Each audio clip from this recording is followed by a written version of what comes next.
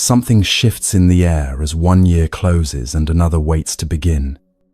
Maybe you're listening to this in those tender days between December and January, or maybe you've found this recording months later, carrying your own need for a fresh start.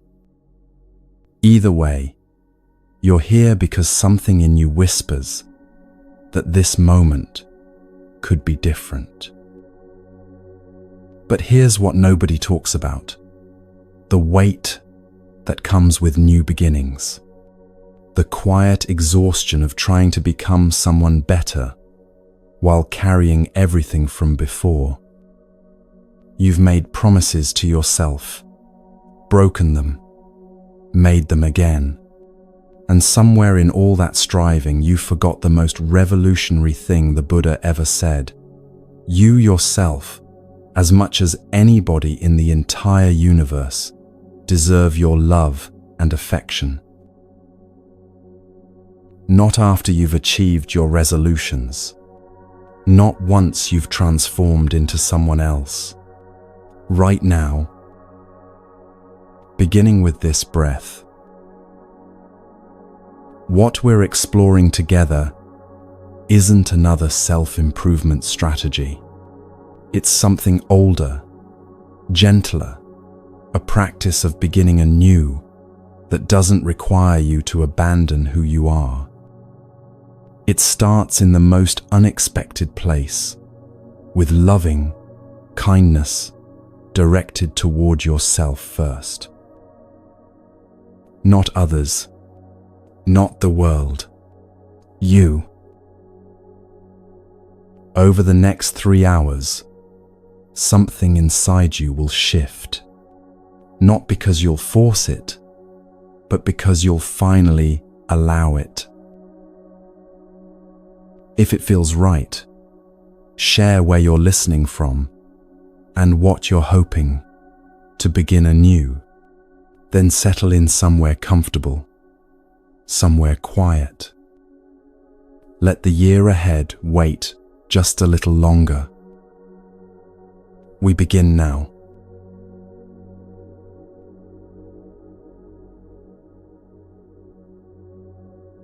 There was a woman who spent 40 years waiting for her life to begin. She waited through her 20s, thinking happiness would arrive with the right partner. She waited through her 30s, believing it would come with career success. She waited through her 40s, convinced it was just around the corner, after the promotion, after the children grew, after the debt cleared. And one ordinary Tuesday afternoon, sitting in her kitchen with sunlight falling across the table, she realized she'd been living her entire life in a waiting room. The moment that changed her didn't arrive with trumpets or revelations. It came with a simple question from a friend. Are you happy right now? Not, will you be happy when? Not, were you happy before? Right now. She opened her mouth to answer and found herself listing conditions. I'll be happy when the kitchen is renovated, when my back stops hurting, when my daughter calls more often. The friend waited, then asked again, gentler this time. But right now, in this moment, sitting here, with warm tea and afternoon light, are you happy? Something cracked open. Because the truth was, in that exact moment, nothing was actually wrong. Her tea was warm. The light was beautiful. She was breathing easily. She was safe. The suffering she carried existed entirely in her thoughts about the past or anxieties about the future.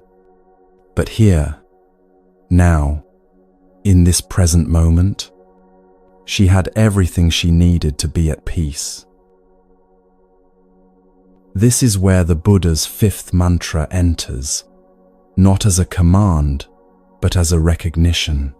This moment is a happy moment.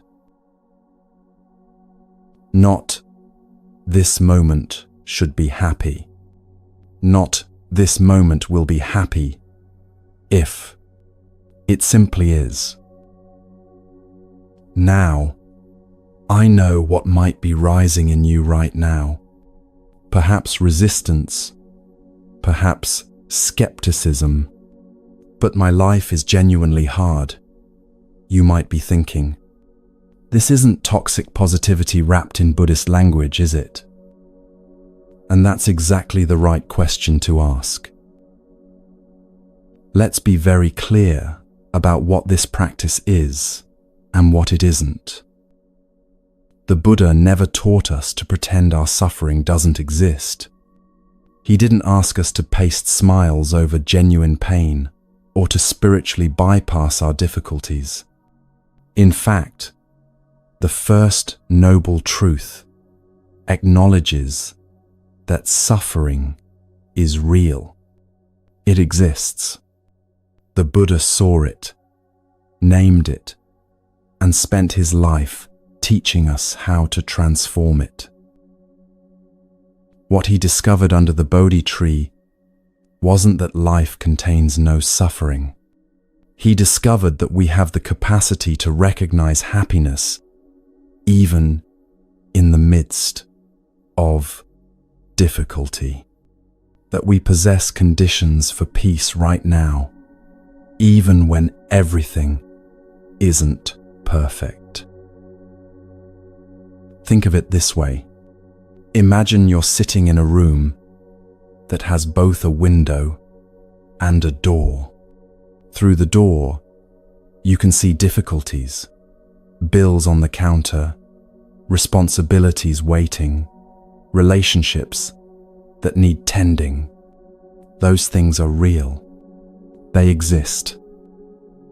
But through the window, you can see sky, clouds moving, a bird landing on a branch. That's also real. It also exists.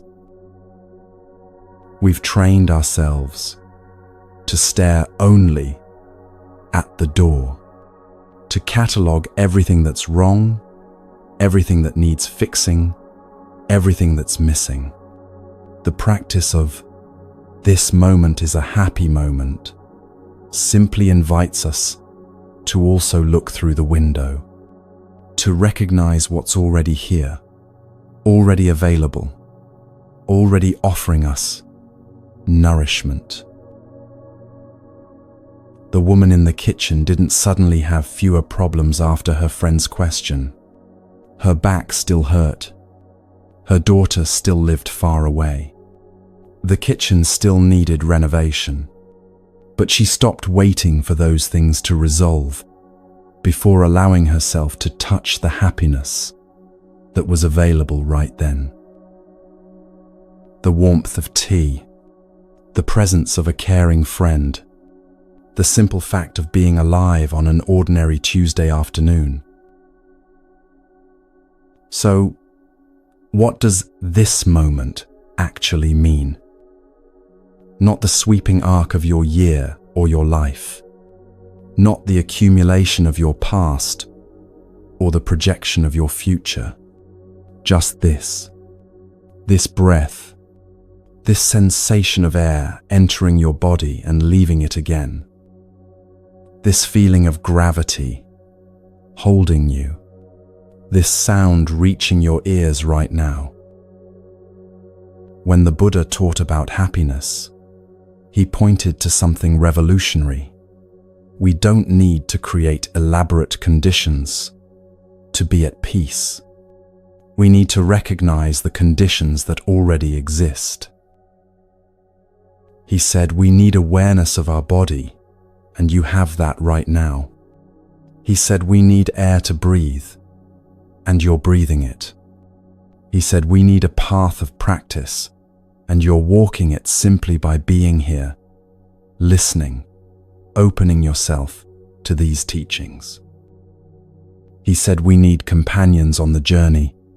And even now, thousands of people around the world are listening to these same words, practicing alongside you, though you've never met. These aren't small things. They're everything. Let's practice together right now. Not later. Not after you understand more. Now. Bring your attention to your breathing without changing it. Don't make it deeper or slower or more spiritual. Just notice it exactly as it is. Feel the air entering through your nose or mouth. Feel your chest or belly gently rising. Now feel the natural pause at the top of the breath, and then the gentle release as you exhale. As you breathe in, silently recognize, I am aware of my body. As you breathe out, I release tension. Don't force this. Don't perform it. Just let it be a gentle noticing. One more breath like this. Breathing in, I feel alive. Breathing out, I smile to this life. Did you notice what just happened? For those few breaths, you weren't waiting for anything. You weren't rehearsing the past or planning the future.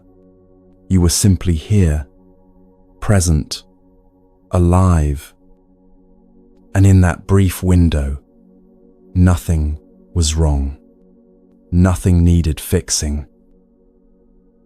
That's what this moment is a happy moment feels like. Now comes the revolutionary part. You can return to this anytime. Not just during meditation, not just in peaceful settings. While washing dishes, you can recognize this moment. While walking to your car, you can touch this aliveness. While waiting in line, while folding laundry, while answering emails, any moment can become a happy moment when you bring your full presence to it. The Buddha wasn't teaching us to manufacture artificial joy. He was teaching us to recognize the genuine peace that exists when we stop running from this moment towards some imagined better moment. This is why beginning anew doesn't require January 1st. You don't need the calendar to change. You don't need to wait for Monday, for the new moon, for when you feel more ready.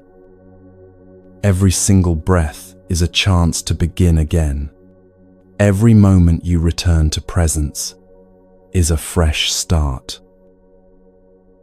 The woman in the kitchen learned something that afternoon that changed the entire trajectory of her life. She learned that happiness isn't something that arrives when all conditions align perfectly.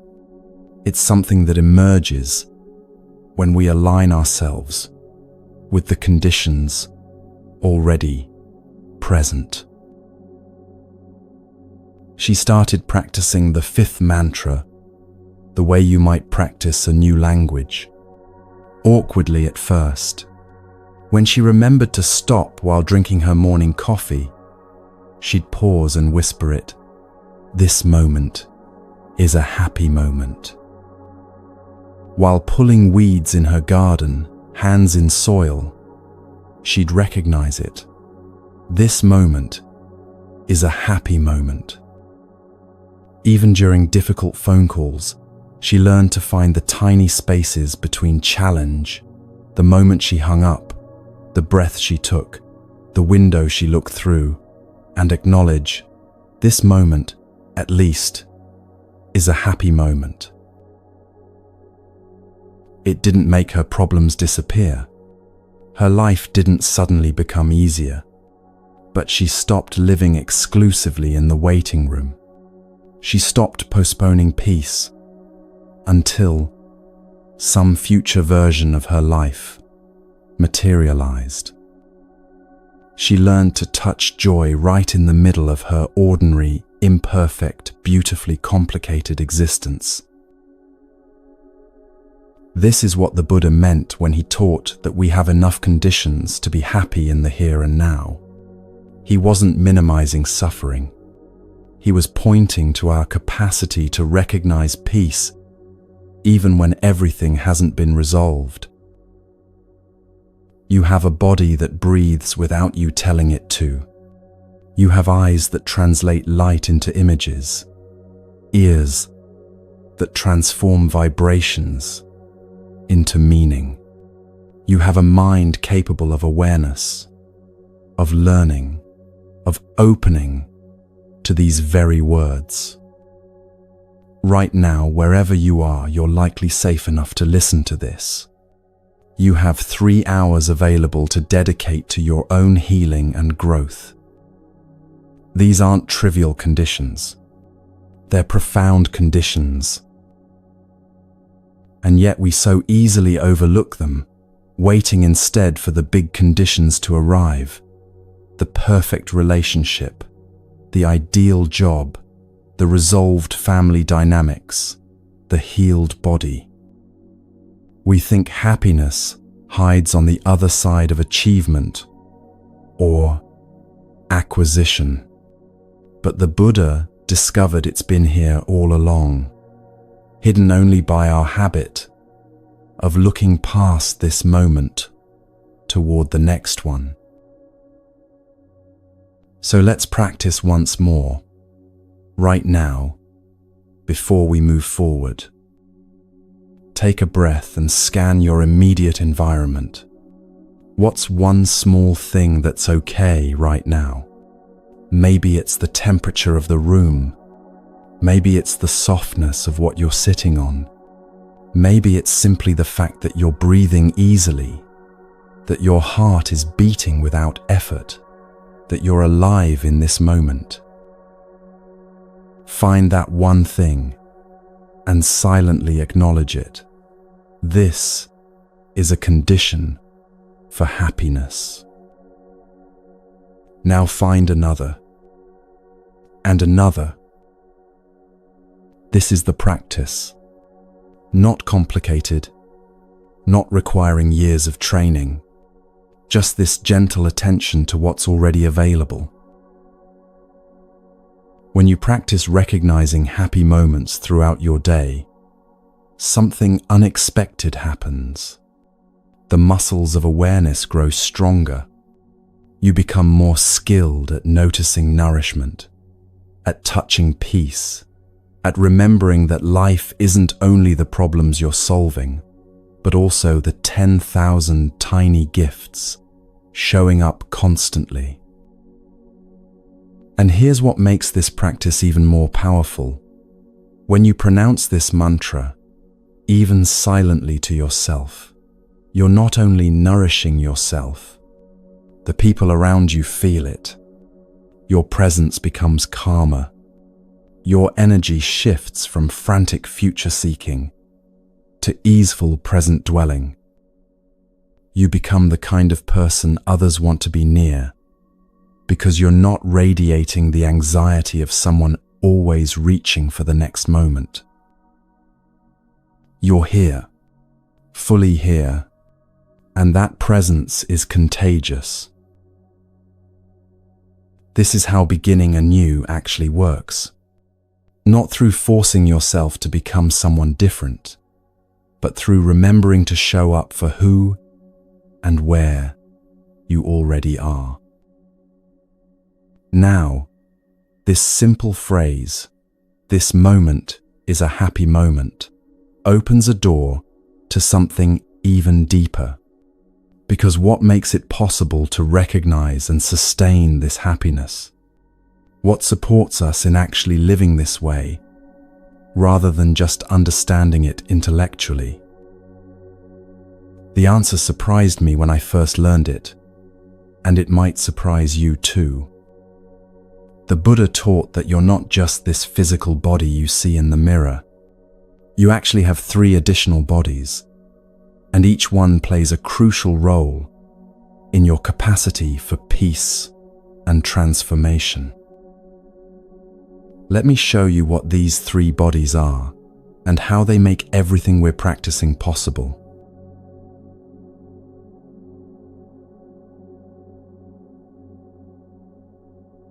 You are more than you think you are.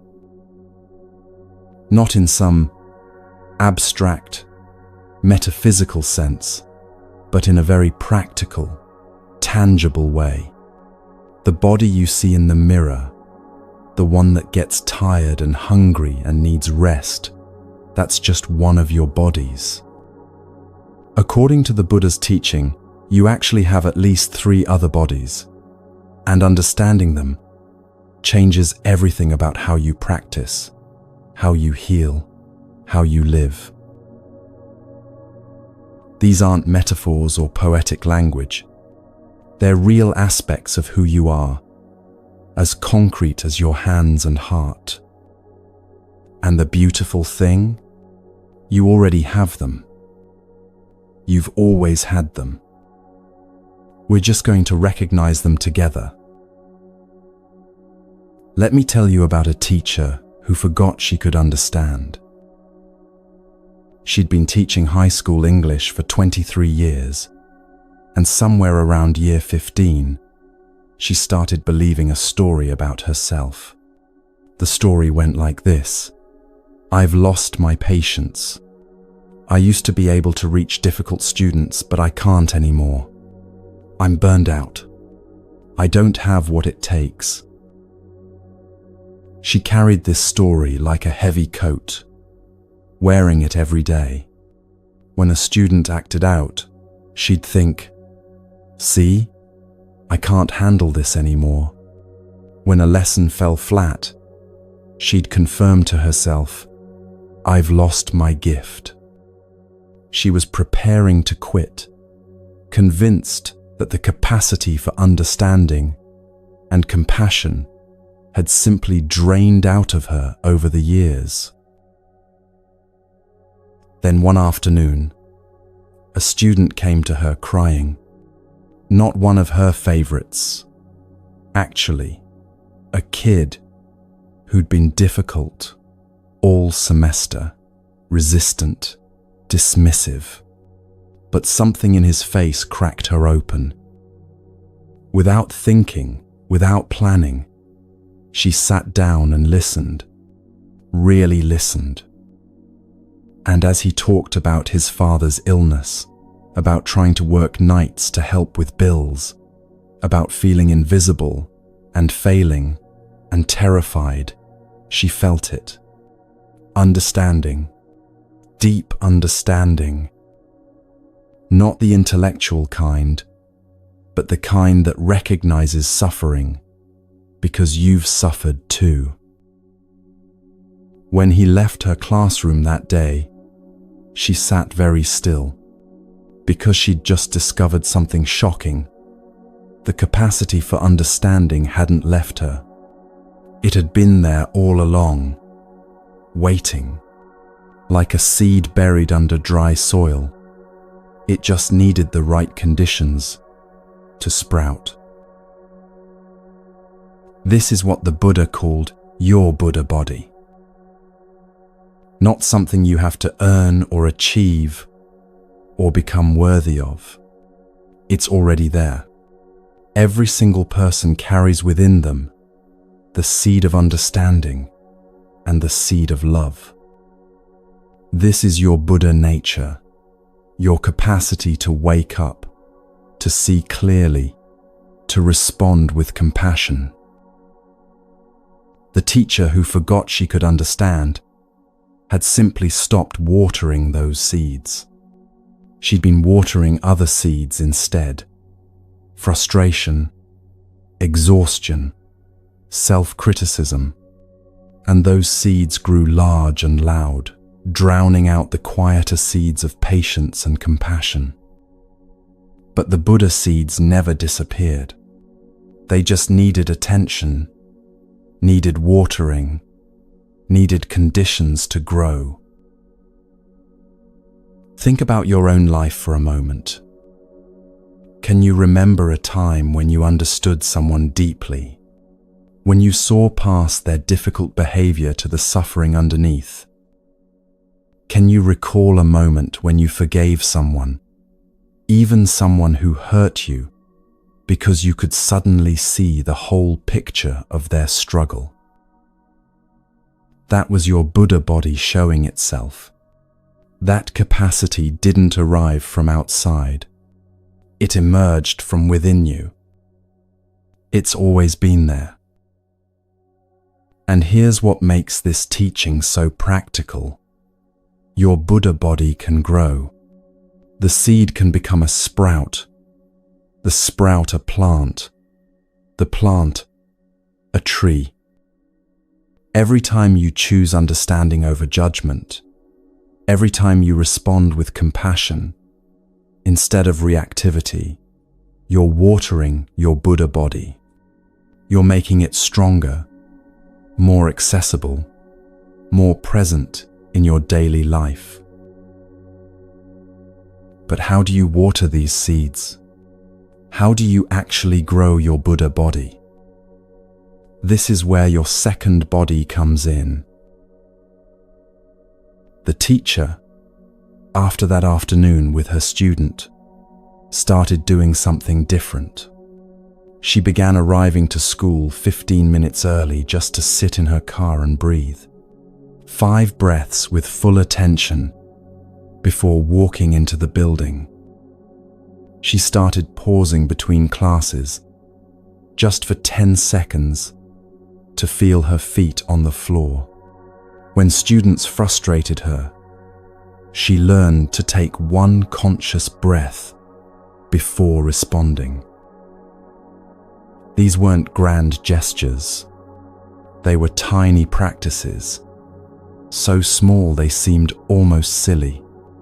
But within months, everything shifted. Her patience returned. Her joy in teaching rekindled. Students started responding to her differently. What happened?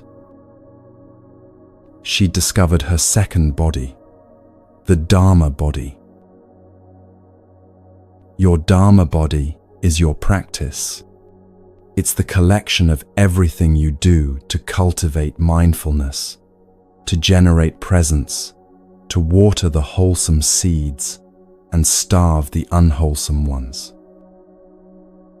When you breathe mindfully, even just one breath, with full awareness, you're building your Dharma body. When you walk from your car to your door and actually feel each step, instead of being lost in thought, you're strengthening your Dharma body.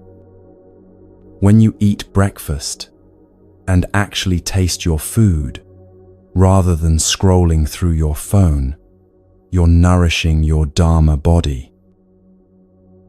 And here's the revolutionary part.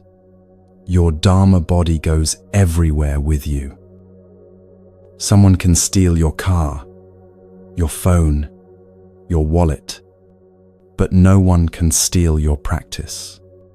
No one can take away your ability to return to your breath, to bring awareness to this moment, to choose presence over distraction. The teacher carried her Dharma body through the school hallways, into difficult parent meetings, home to her own family's challenges. It protected her, not like armor that keeps everything out, but like a root system that keeps a tree stable during storms. When she felt anger rising toward a disruptive student, her Dharma body gave her tools. Breathe, pause, look deeper. When she felt despair about the state of education, her Dharma body offered refuge. This moment, this breath, this one student in front of me right now. When she doubted herself, her Dharma body reminded her, You're practicing, you're growing, you're exactly where you need to be. This is why the Buddha said that having a Dharma body means you're a friend of the Buddha, a student of the Buddha, not because you worship him or follow him blindly, but because you're actually practicing what he discovered, that mindfulness, concentration, and insight are the nutrients that make the Buddha body grow. Your practice is your second body, and the more you practice, the stronger this body becomes. The more solid your Dharma body, the faster your Buddha body grows. They feed each other. But there's a challenge. The teacher discovered something difficult about 6 months into her renewed practice. There were days when she'd forget to breathe mindfully, weeks when the busyness swallowed her intentions. She'd slip back into reactivity, into autopilot, into the old patterns she thought she'd left behind. She felt discouraged until a friend asked her a simple question: "Are you trying to practice alone?" This brings us to the third body, and maybe the most important one for actually sustaining your practice over time. There's an old teaching from the Buddhist tradition about a tiger and a mountain. When a tiger leaves her mountain and wanders down to the lowlands, she becomes vulnerable. Hunters can track her. She loses her natural advantage. She becomes disoriented in unfamiliar territory. Eventually, she's caught. But when a tiger stays in her mountain home, she's powerful. She knows every path, every cave, every stream. She's supported by the environment itself. She thrives. For a practitioner, the mountain is the Sangha, and your Sangha body is your third body. Now, before you think this doesn't apply to you because you don't live near a Buddhist temple or meditation center, let me tell you what Sangha really means. Sangha is any community of people committed to waking up. It's the environment that supports your practice. It's the people who remind you what you've forgotten, who practice alongside you, who show you through their own efforts that transformation is possible. The teacher found her Sangha in unexpected places. One colleague who also practiced mindfulness. They started having tea together once a week, sharing what they were learning. That was Sangha, a small online group that met Sunday mornings to meditate together over video call. 5 people, scattered across different cities, breathing together in silence. That was Sangha. Even her teenagers at home, when she explained what she was practicing and invited them to try one mindful meal together each week. That became Sangha too. Your Sangha body doesn't require a monastery or a Dharma hall. It requires intentionality. It requires finding or creating spaces where people support each other's awakening rather than each other's suffering. And here's why this matters so deeply. When you practice alone, you rely entirely on your own willpower and memory. But when you practice with a Sangha, you're held by collective energy. On days when you forget to breathe mindfully, someone else in your Sangha is remembering. When your practice feels dry and difficult, you can lean on the steadiness of others who are walking this path beside you. The Buddha said the smallest Sangha is 4 people. 5 is better. More is wonderful. But even just finding one other person who shares this intention, to live more mindfully, to practice presence, to cultivate peace, that's the beginning of your Sangha body. And if you can't find a Sangha right where you are, you can be the one who starts it. Invite a friend to walk mindfully with you once a week. Suggest to your partner that you try eating one meal together without phones or television. Join an online meditation group. Even listening to teachings like this one, knowing that thousands of others are doing the same practice, breathing the same way, opening to the same insights. This is Sangha. You're not alone right now.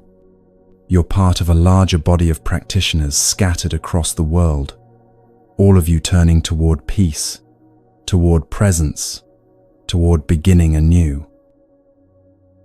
Now here's where these 3 bodies come together in a way that changes everything. Your Buddha body, your capacity for understanding and love, needs nourishment to grow. Your Dharma body, your practice, provides that nourishment, and your Sangha body, your community, creates the environment where your Dharma body can stay strong and consistent. They're not separate, they're intimately connected, each one supporting the others. When your Sangha is strong, your practice becomes easier and more joyful. You show up to meditate not because you're forcing yourself, but because you're meeting friends who are also showing up. When your practice is solid, your Buddha body grows naturally, understanding deepens, compassion flows more easily, patience becomes your default rather than your struggle. And when your Buddha body is strong, you become a gift to your Sangha. Your presence nourishes others. Your steadiness helps stabilize the community. Your growth inspires others to believe in their own capacity to transform. The teacher who forgot she could understand eventually became known in her school, as the teacher students sought out when they were struggling, not because she became perfect or enlightened, but because she'd grown these 3 bodies. Her Buddha body was strong enough to hold space for suffering without being destroyed by it. Her Dharma body gave her tools to stay present even in difficulty.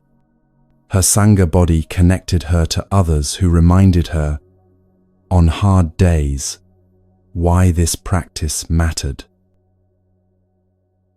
She didn't do anything extraordinary. She just watered her seeds. She practiced simple things, breathing, walking, listening, with consistency. She found a few people to practice alongside. And slowly, gradually, everything transformed. This is what's available to you right now as you begin anew. You don't need to build these 3 bodies from scratch. You just need to recognize them, tend them, let them grow.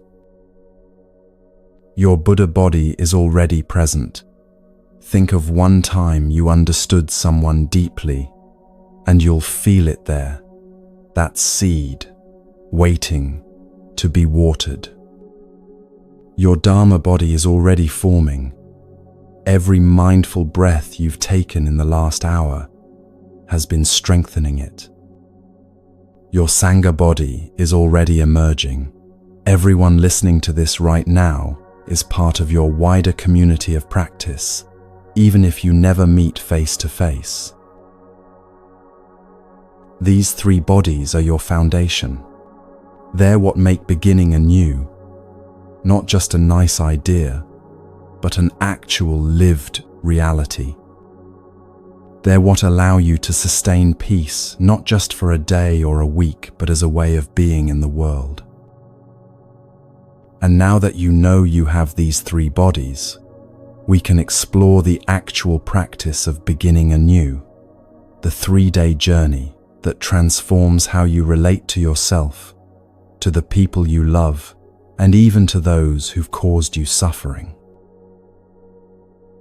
But this practice isn't random.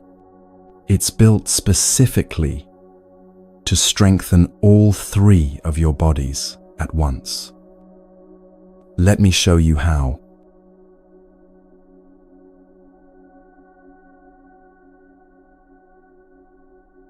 There was a family who almost fell apart in December. Not from anything dramatic, no betrayal, no crisis, no single breaking point, just the slow erosion that happens when people stop truly seeing each other. The father worked long hours and brought his stress home like a coat he forgot to take off. The mother felt invisible, her contributions to the household unnoticed, her fatigue unacknowledged. The teenage daughter moved through the house like a ghost, present but unreachable. They ate dinner together, but weren't really together. They lived in the same space, but inhabited separate worlds. And on December 28th, after another silent meal, the mother said something that stopped everyone. "I don't think we know each other anymore." The father's first impulse was to defend, to explain, to make it not true. But he looked at his daughter and realized he couldn't name one thing that currently brought her joy. He looked at his wife and couldn't remember the last time he'd really asked how she was. He looked at himself in the reflection of the window and saw someone who'd forgotten how to be present. That night, the mother suggested something she'd learned about, a Buddhist practice called beginning anew. 3 days of intentional reconnection. 3 days of looking honestly at what had been neglected, what needed tending, what wanted to heal. The father was skeptical. The daughter was resistant. But something in the mother's voice, not demanding, just hoping, made them agree to try. What happened over those 3 days didn't fix everything, but it cracked something open. By New Year's Day, they were speaking differently, listening differently, seeing each other again. The daughter described it later as remembering we actually like each other. This practice of beginning anew isn't magic, but it is transformative. And it works not because it's complicated, but because it's structured in a way that builds momentum, that moves you through the layers of reconnection systematically and safely. So why 3 days? You might think it's arbitrary, just a nice round number. But there's wisdom in this structure. The first day focuses inward, on reconciling with yourself. You need this foundation. You can't genuinely offer loving kindness to others if you're at war with yourself. You can't extend compassion outward if you haven't first learned to recognize it inward. The second day expands to those closest to you, your beloved ones, your family, the people whose happiness matters deeply to you. Once you've practiced loving kindness toward yourself, extending it to those you already love becomes more natural, more genuine. You're not bypassing your own needs to care for others. You're overflowing from your own fullness. The third day asks for the deepest practice, reconciling with difficulty, with those who've caused you pain, with situations that feel unresolvable. This only becomes possible after the first 2 days. You need the strength you've built, the compassion you've cultivated, the foundation you've established. 3 days builds momentum. Each day prepares you for the next. It's like learning to swim. You start in shallow water, then gradually move deeper as your confidence grows. And here's something important. This isn't a New Year's exclusive practice. Yes, the turning of the calendar provides a natural threshold, a built-in sense of fresh starts and new possibilities. The family practiced it during those last days of December and first day of January because that timing felt right, felt charged with potential. But the practice doesn't belong only to that particular week. You can choose any 3 days. 3 days after a difficult conversation that needs healing. 3 days at the start of a new season. 3 days when you simply feel called to begin again. The practice remains powerful whenever you engage it because the power isn't in the dates on the calendar. It's in your intention to stop, to look honestly, to reconnect. Some people practice this quarterly, marking the seasons with intentional renewal. Some practice it after every major conflict or life transition. Some return to it whenever they notice they've drifted from themselves or from those they love. The structure provides safety. The timing provides flexibility. Now, I know something might be rising in you right now. A voice that says, "What if I'm not ready?" Or maybe, "What if I try this and it doesn't work?" Or perhaps, "What if digging into this just makes things worse?"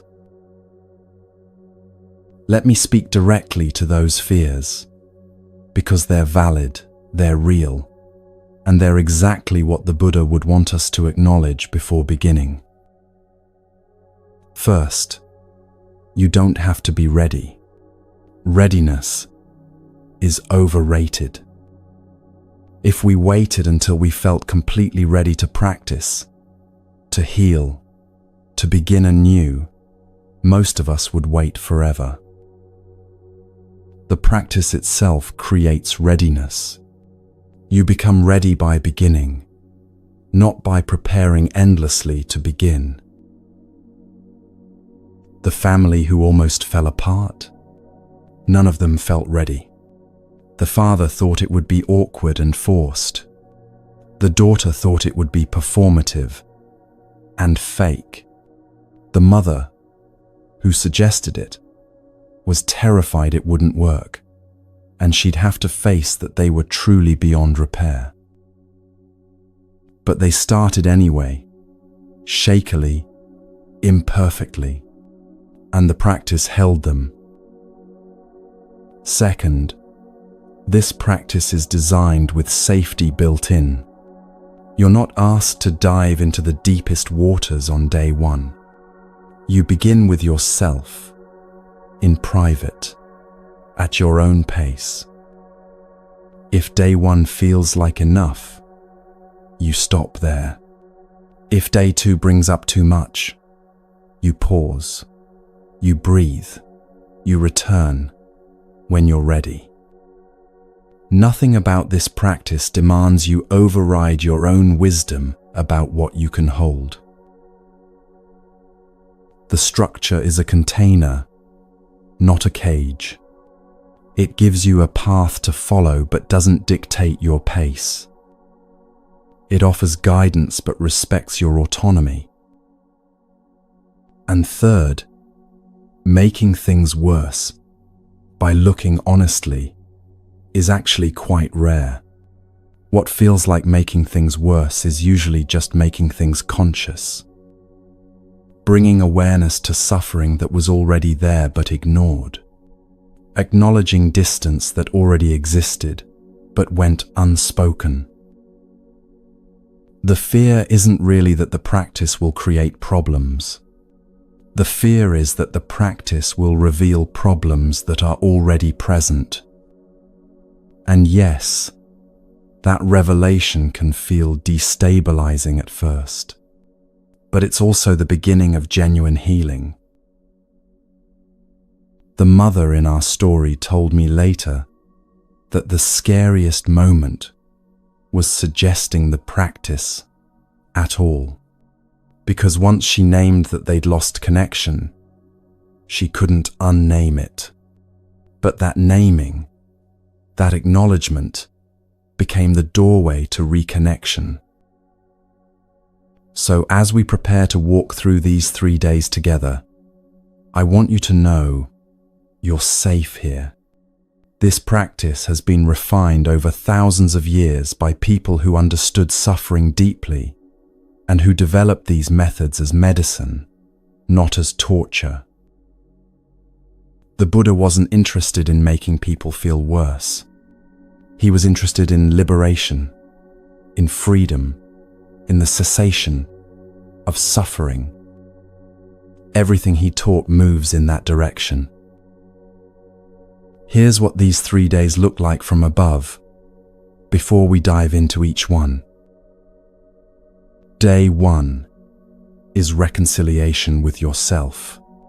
You'll practice looking at your own mind, recognizing both the wholesome and unwholesome seeds within you, and learning how to work skillfully with both.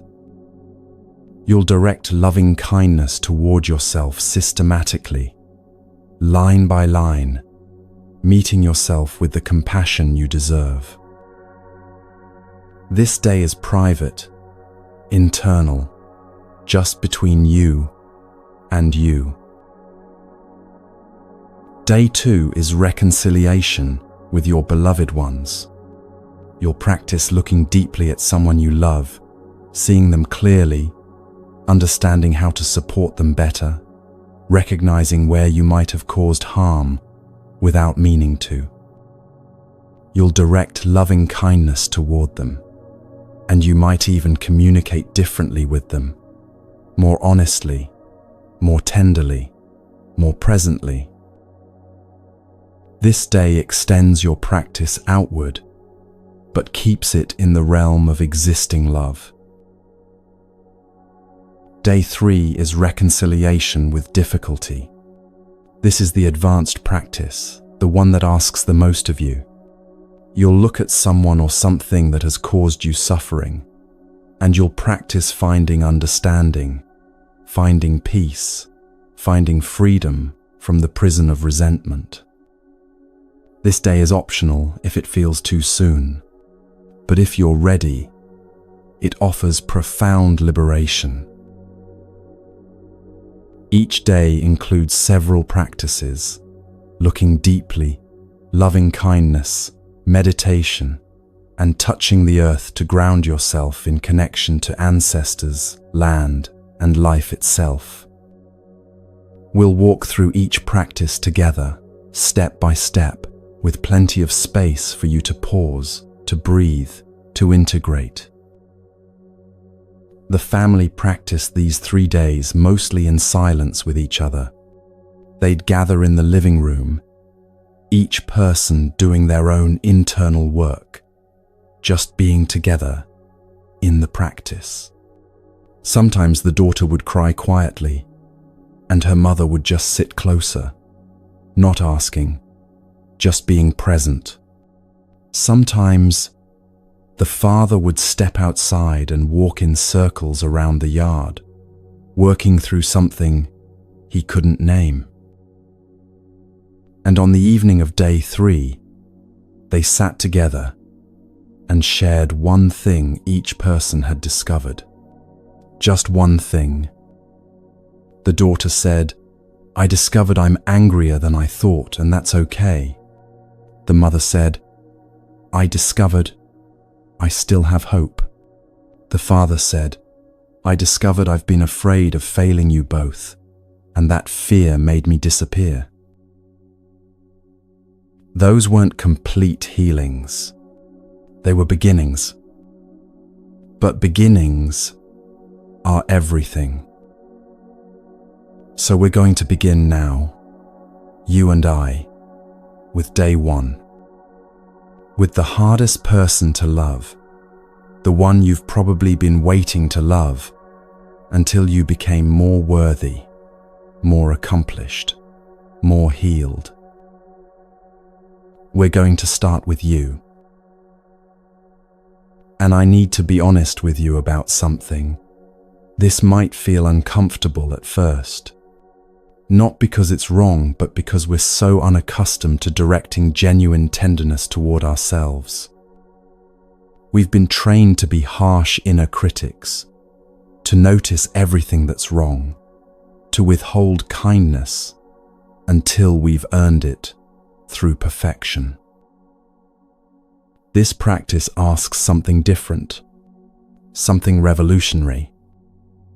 It asks you to offer yourself love, not because you've earned it, but because you're alive, because you're here, because you're trying. Let's discover together what happens when you finally, genuinely, direct loving kindness toward the one person who needs it most. Yourself.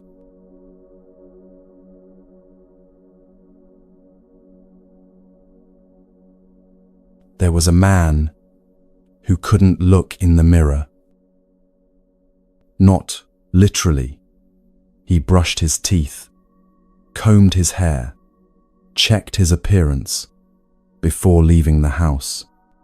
But he never really looked, never met his own eyes, never held his own gaze for more than a second before glancing away. He was 52 years old when someone finally asked him why.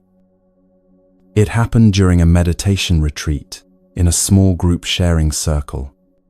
Someone mentioned practicing loving kindness meditation while looking in a mirror, and his body recoiled visibly.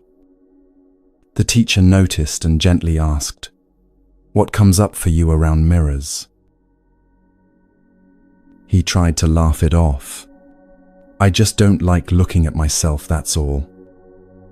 But the teacher waited, and in that patient silence, something cracked. "I don't like what I see," he finally said. "I see all my failures, all the ways I've disappointed people, all the things I should have done differently. I see someone who's not enough and probably never will be." The teacher nodded slowly, then said something that stunned him. "You've been so busy being your own harshest critic that you've forgotten to be your own friend." This is where day 1 of beginning anew starts, with the revolutionary recognition that you deserve your own kindness. Not after you've fixed everything that's wrong, not once you've become the person you think you should be. Right now, in this moment, exactly as you are. And I need to be clear about something before we go further. This isn't selfish. Our culture has trained us to believe that caring for ourselves is somehow taking away from others. That self-compassion is self-indulgence. that loving ourselves means we're narcissistic or self-absorbed. But the Buddha taught something radically different. He said you cannot authentically offer to others what you haven't first offered to yourself. You cannot give from an empty cup. You cannot extend genuine compassion to another person's suffering if you're drowning in your own unacknowledged pain. Self-love, in the Buddhist sense, isn't about ego or vanity or putting yourself above others. It's about recognizing that you too are worthy of the compassion you so readily offer everyone else.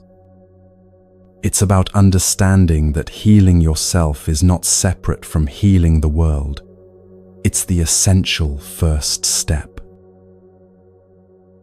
The man who couldn't look in the mirror spent the next 3 days of that retreat practicing something that felt almost impossibly difficult. He practiced directing loving kindness toward himself. And what he discovered changed the entire trajectory of his life. Let me walk you through this practice the way it was taught to him, the way it's been taught for thousands of years, line by line, with space for each phrase to land. The practice begins with these words: "May I be peaceful and light in body and mind." When you first hear this phrase, it might seem simple, almost too simple. But let's break it open and see what's really being offered here. Peaceful in body means your physical form isn't carrying unnecessary tension. Right now, as you listen, notice your shoulders. Are they creeping up toward your ears? Notice your jaw. Are you clenching? Notice your breath. Is it shallow and tight, or deep and easy? Most of us carry so much tension, we've stopped noticing it. It's become our baseline. To be peaceful in body is to release that habitual holding, that armor we've built from years of bracing against life. Light in body doesn't mean weighing less. It means not feeling burdened by your physical existence, not feeling like your body is an enemy or a problem to solve. It means moving through the world without the heaviness of self-criticism about how you look, how you age, how you compare to others. Peaceful in mind means the constant churning can settle, the relentless planning, reviewing, worrying, judging, it can quiet.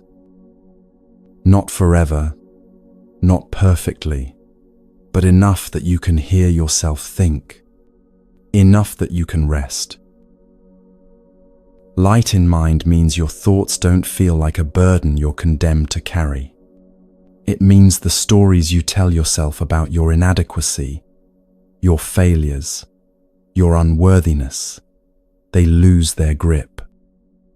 They become just thoughts, not truth.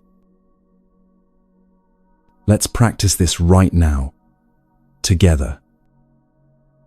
Take a breath and silently repeat, "May I be peaceful and light in body and mind." Say it again, slower this time, meaning it. May I be peaceful and light in body and mind. Notice what comes up. Does it feel awkward? False? Like you don't deserve it? The man from the retreat said it felt like lying at first, like he was pretending to wish himself well, when actually he was full of self-criticism, and disappointment. But the teacher told him something important. You're not lying. You're planting seeds. Keep watering them. The next line goes deeper. May I be safe and free from accidents. This one surprised me when I first practiced it, because it felt almost childlike in its simplicity. But what it's really addressing is the fundamental human need for safety, not just physical safety, but emotional and spiritual safety too. Free from accidents doesn't just mean avoiding car crashes or falls. It means being protected from the violence we inflict on ourselves through destructive habits, harsh self-talk, and choices that harm us. When you say, "May I be safe," you're asking for protection from your own worst impulses, from the part of you that sabotages your well-being, from the voice that says, "You don't deserve good things," from the patterns that keep you stuck in suffering. The Buddha taught that many accidents aren't random. They're drawn to us by our own state of mind. When we're caught in anger, we make careless choices. When we're drowning in despair, we stop protecting ourselves. When we're driven by craving, we take risks that endanger us. So wishing yourself safety is wishing yourself mindfulness. Wishing yourself protection is wishing yourself the clarity to make choices that honor your life.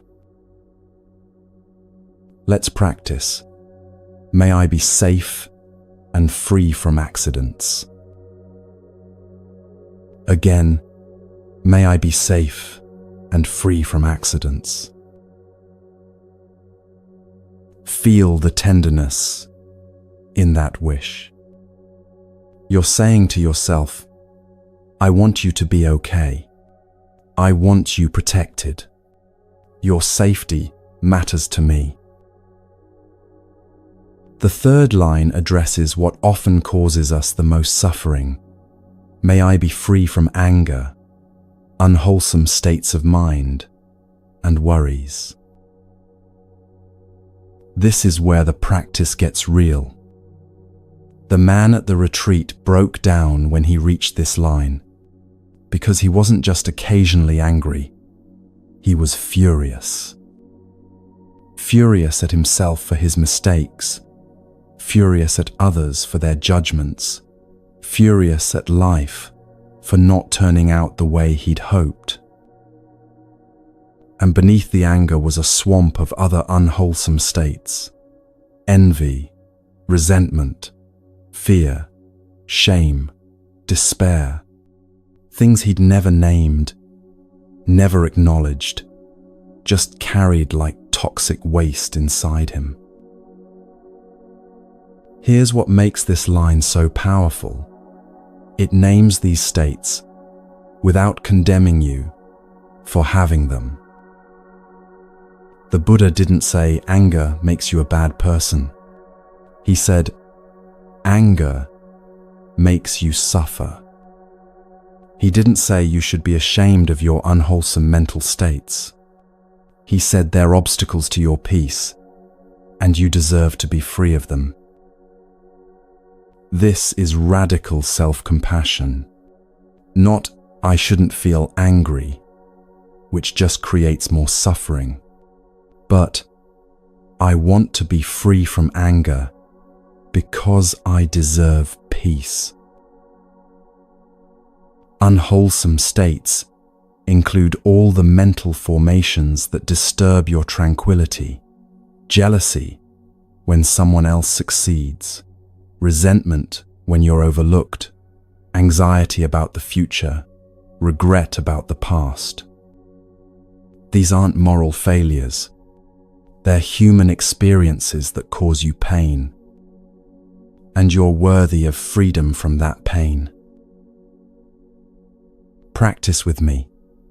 May I be free from anger, unwholesome states of mind, and worries. Once more, with full intention, may I be free from anger, unwholesome states of mind, and worries. Notice if any resistance arises. Sometimes we're so identified with our anger or our anxiety that wishing them away feels like wishing ourselves away. But you are not your anger. You are the awareness that can observe anger, arising and passing. Now we come to what the man called the game changer. May I know how to look at myself with the eyes of understanding and compassion. This line broke him open completely, because he realized he'd been looking at himself with the eyes of judgment his entire life. Eyes that catalogued every flaw, every mistake, every way he fell short. Eyes that saw him as a problem to be fixed, rather than a person to be understood. The Buddha taught that understanding and compassion are the antidotes to suffering. But we rarely, almost never, turn those antidotes toward ourselves. To look at yourself with understanding means asking, why am I like this? Without judgment. What conditions created this pattern? What suffering led to this behavior? What was I trying to protect when I developed this habit? The man started asking these questions about the parts of himself he hated most. His tendency to withdraw when things got hard. He saw it came from a childhood where speaking up meant punishment. His perfectionism that made him impossible to please. He saw it developed as a survival strategy in a home where love felt conditional. Understanding doesn't excuse harm, but it transforms how you relate to yourself. You stop being an enemy and become someone worthy of care. Compassion means recognizing, I am suffering and I deserve relief from this suffering. Not, I should be suffering less, or others have it worse, so I shouldn't complain. Just the simple radical acknowledgement, I hurt, and that matters. Practice this transformative line. May I know how to look at myself with the eyes of understanding and compassion. Again, letting it sink deeper. May I know how to look at myself with the eyes of understanding and compassion. The next line is a treasure hunt. May I be able to recognize and touch the seeds of joy and happiness in myself. We're so trained to notice what's wrong that we become blind to what's right. We can list our flaws instantly, but struggle to name our strengths. We remember our failures in vivid detail, but forget our successes within days. But the Buddha taught that everyone has seeds of joy and happiness within them, seeds of love, of generosity, of courage, of wisdom. They're there even when we can't see them, even when they've gone unwatered for years. This line asks you to become a treasure hunter in your own consciousness, to actively look for what's good in you, what's strong, what's beautiful. Not to inflate your ego, but to remember your wholeness. Think right now of one time you were kind when you could have been cruel. One moment you chose patience when anger was easier. One instance when you helped someone, even though no one was watching. That's a seed of joy in you. That's proof of your Buddha nature. And when you recognize it, when you touch it with awareness, it grows stronger. Practice this invitation. May I be able to recognize and touch the seeds of joy and happiness in myself. Feel the shift from criticism to appreciation. May I be able to recognize and touch the seeds of joy and happiness in myself. The sixth line gives you practical permission. May I learn how to nourish myself with joy each day. Not may joy randomly arrive, but may I learn how to nourish myself. This puts agency back in your hands. Nourishing yourself with joy doesn't require dramatic life changes. It means learning to pause and actually taste your morning coffee, to step outside and feel sun on your face for 30 seconds, to call a friend who makes you laugh, to listen to a song that lifts your spirit, to notice one beautiful thing on your way to work. These aren't luxuries. They're essential nutrients for your Buddha body. And you're giving yourself permission to actively seek them out, to prioritize them, to build your days around them, instead of only around obligations. Try it. May I learn how to nourish myself with joy each day. Make it a commitment. May I learn how to nourish myself with joy each day. The seventh line builds your foundation. May I be able to live fresh, solid, and free. Fresh means not weighed down by the past, not defined by your mistakes, not imprisoned by old identities that no longer fit. Fresh means you can begin anew in any moment, can reinvent yourself, can let go of who you were, and embrace who you're becoming. Solid means having a stable ground to stand on, not rigid, but rooted.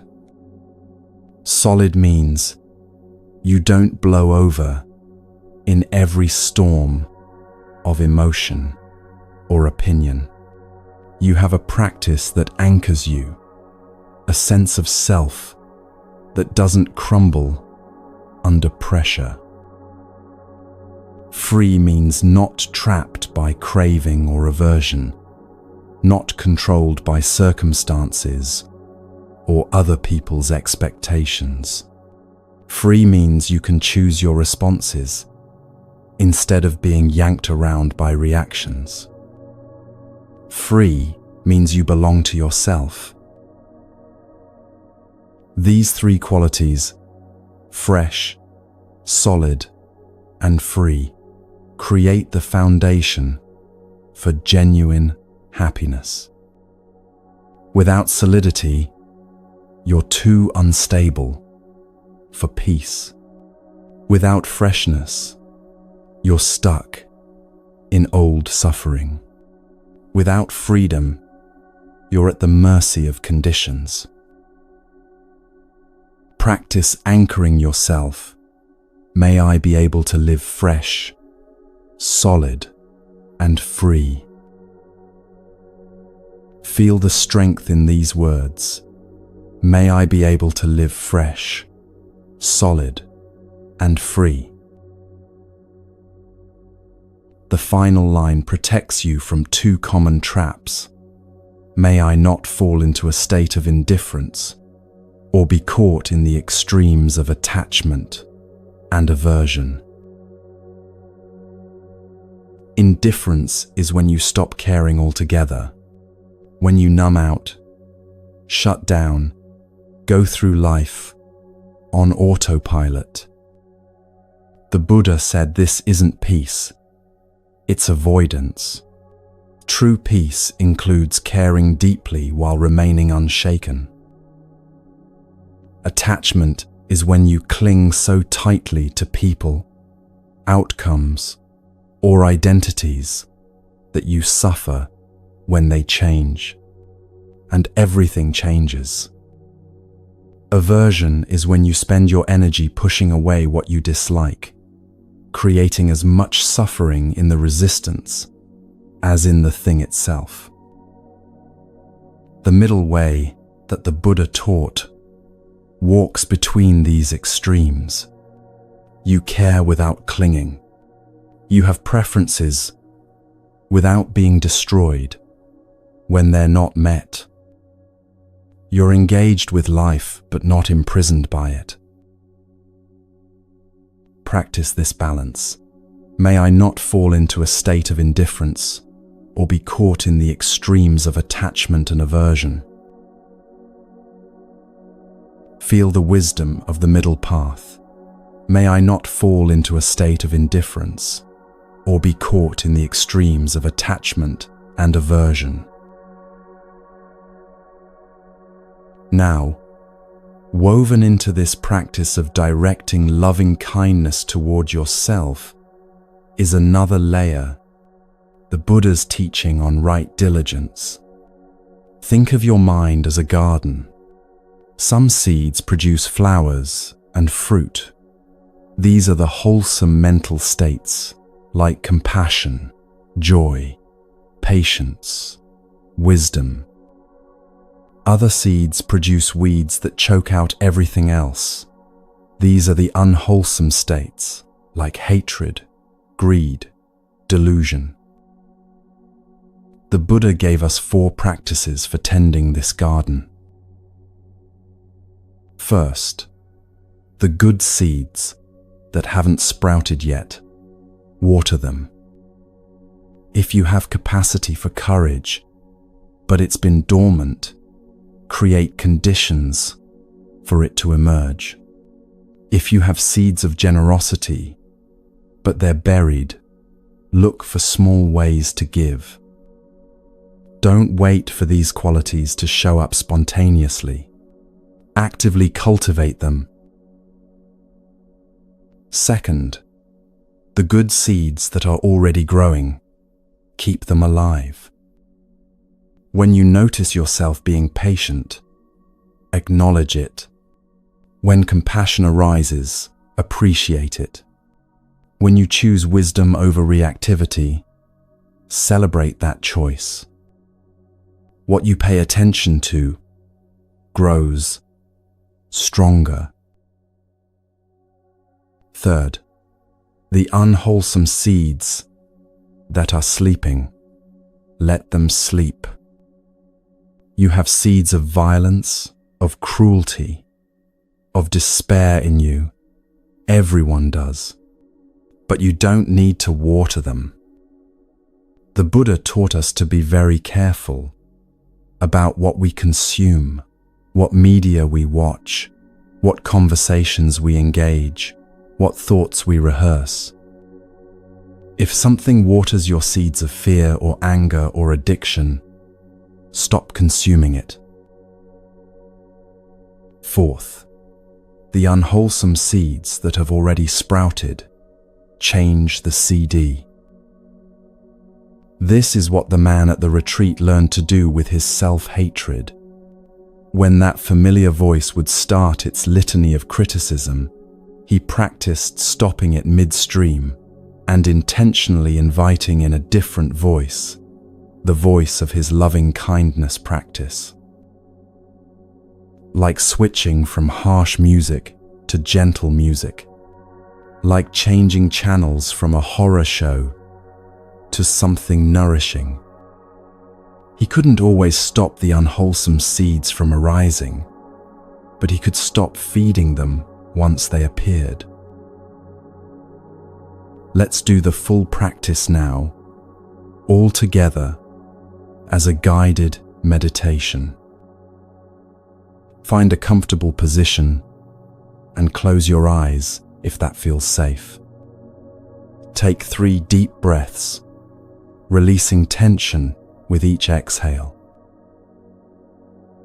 Now, with your full attention, repeat these phrases silently, letting each one sink into you like rain into soil. May I be peaceful and light in body and mind. May I be safe and free from accidents. May I be free from anger, unwholesome states of mind, and worries. May I know how to look at myself with the eyes of understanding and compassion. May I be able to recognize and touch the seeds of joy and happiness in myself.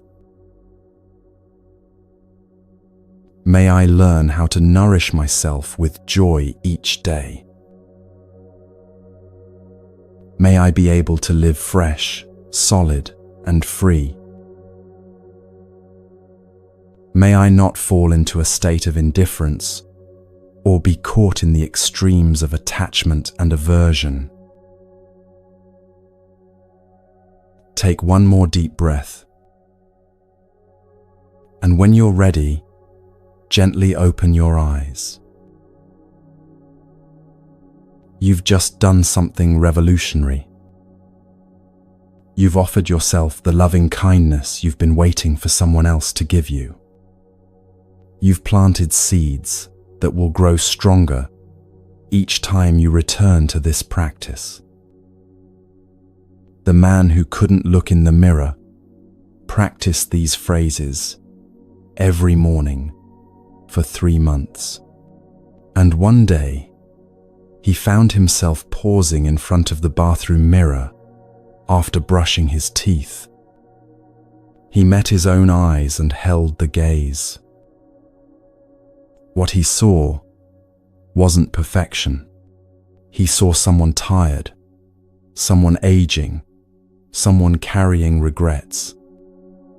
But he also saw someone trying, someone practicing, someone worthy of his own compassion. And for the first time in decades, he smiled at himself. Not a performance smile, but a genuine expression of friendliness toward the person looking back at him. That's what day 1 offers you, the possibility of becoming your own friend instead of your own enemy. Tomorrow, we'll extend this loving kindness outward to those you love. But today, this first day, is just for you. Just for the revolutionary act of offering yourself what you deserve. Peace, safety, freedom from suffering, your own understanding eyes, your own compassionate heart. Rest in that for now. And when you're ready, we'll move together into day 2, where love expands from one to many.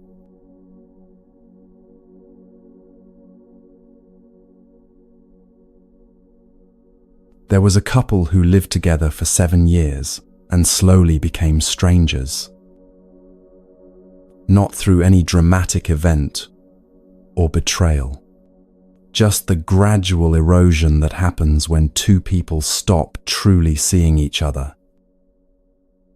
They still said, "I love you," at the end of phone calls. They still slept in the same bed, paid bills together, made plans for the weekend.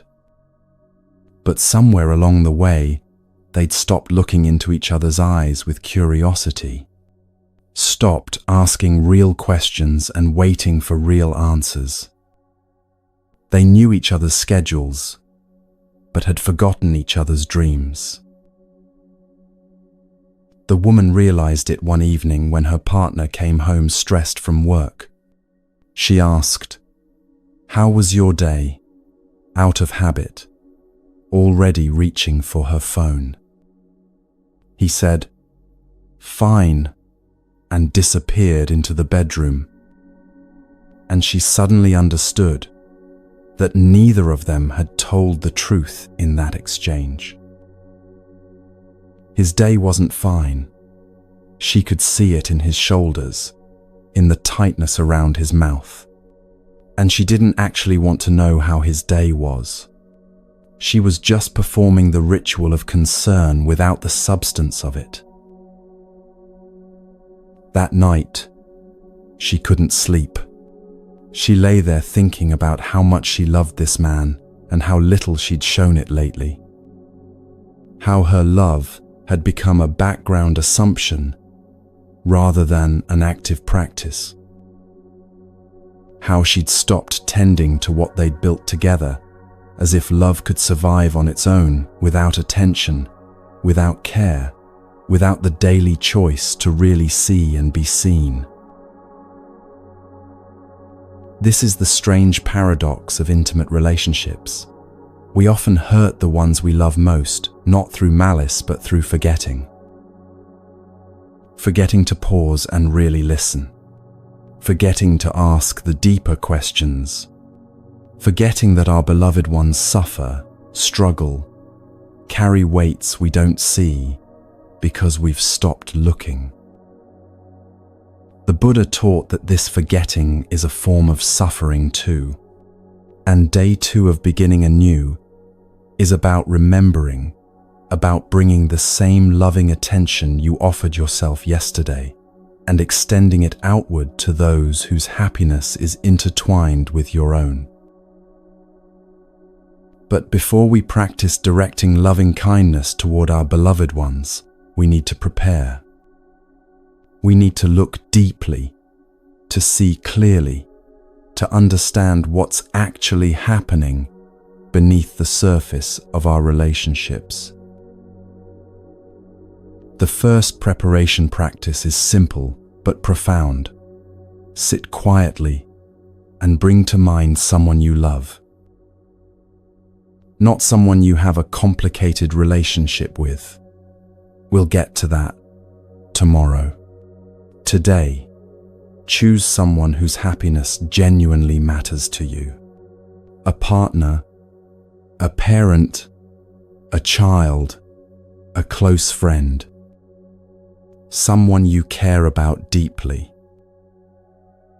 Now, with them in your mind, ask yourself, what do I actually know about their life right now?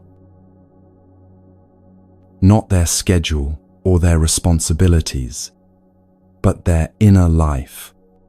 What brings them joy these days? What worries keep them awake? What dreams have they set aside?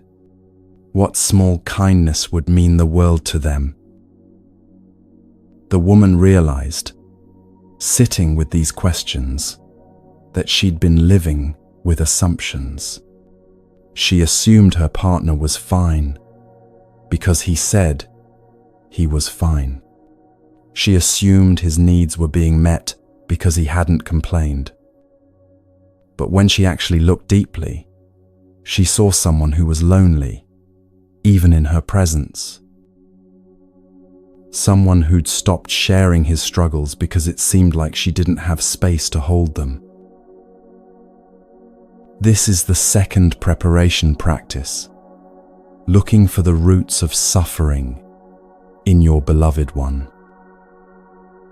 Everyone suffers, even the people who seem to have everything together, even the people who smile and say they're fine.